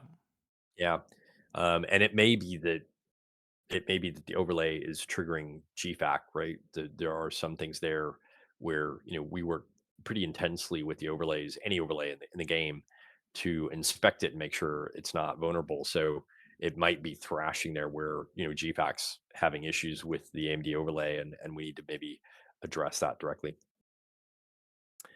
For those that joined late, I see a couple comments. This is a dev kit. It is a PS4 dev kit. It's not a PS5 dev kit. And the milestone from today is that we are now seeing we're rendering frames of the game on console from the current code base. So it's not the old code base that was on console. We just set that aside. We took the current code base and we've ported that. We're doing PlayStation first. So in case I didn't mention that, unfortunately, I, I didn't want to try to do Xbox and PlayStation, all that stuff at the same time. So our proof of concept is um, do this first. It's PS4 and PS5. I didn't want to abandon our existing PS4 gamers. So we've got, I think, 5 million, maybe upwards of 5 million PS4 players. So we had to take that game offline. I want to put it back online, but it will be the better version of the game. It's going to be the current version of the game. The reason we chose supporting PS4 was the existing players that all invested in that game. I want to make the game available to them, and more importantly, there are still more PS4s in circulation than there are PS5s. So um, it's not that we're like, hey, invested in old technology. I'm just trying to support players that invested in it, and we'll also support PS5, right? Of course, that's the more current gen of that console. I don't want to rehash it all, but yeah, that's a little bit of that. Thank you, spells X3. I looked at an old original stream from 8 years ago, and there's a lot more of this, a lot more gray in the beard since we started this. So I can thank all of you for every one of these gray hairs. Um,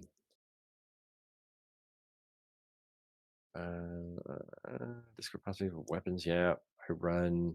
Yeah. So AMD GPUs have been brought up. That's on the list. We need to get in there and support that. Yes, there will be crossplay between PC and console in a number of different ways. We use crossplay as a kind of a broad term where what we really mean is cross match, cross progression, and cross monetization. You have to get special permission to do each one of those, but in an ideal world, I want PC to be 100% cross match, cross play, cross progression, and cross monetization, meaning all your purchases transfer, so that we can get console players into social districts with PC players, and Xbox can play PlayStation, and that sort of thing. So yes, someone just asked. Yeah, I mentioned PlayStation. Um, there's still going to be an Xbox version, but I'm a big believer of you can't do everything all the time, uh, uh, everywhere. So we focused on PlayStation. That PlayStation is a bit the harder one, frankly. So getting PlayStation working unblocks Xbox is a lot easier. So, but both of them require console controller support and that sort of thing, um, which is the big hurdle.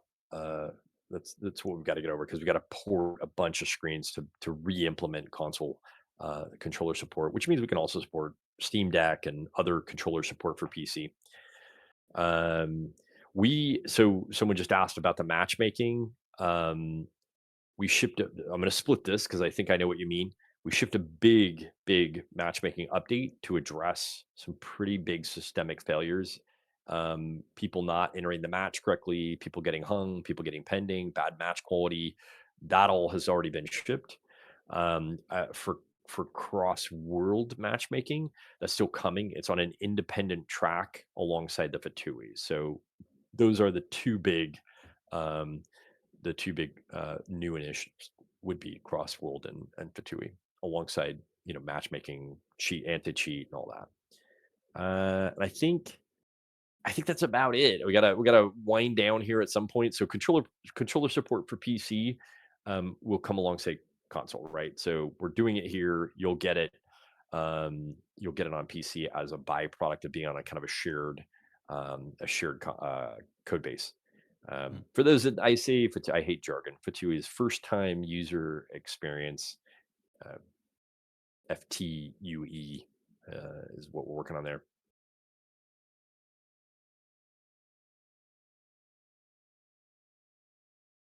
Um, Yeah, we're kind of out of time. There's a lot of good questions. I could keep going, but listen, I want to thank everybody for showing out. If you didn't redeem the code, we pinned it.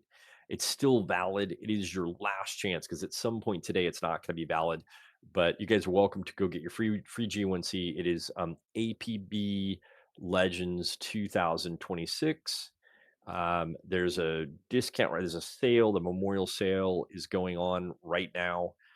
So go claim your free G1C. There's a discount on the store. We released the Legends clothing pack, so the store's got some good stuff in there.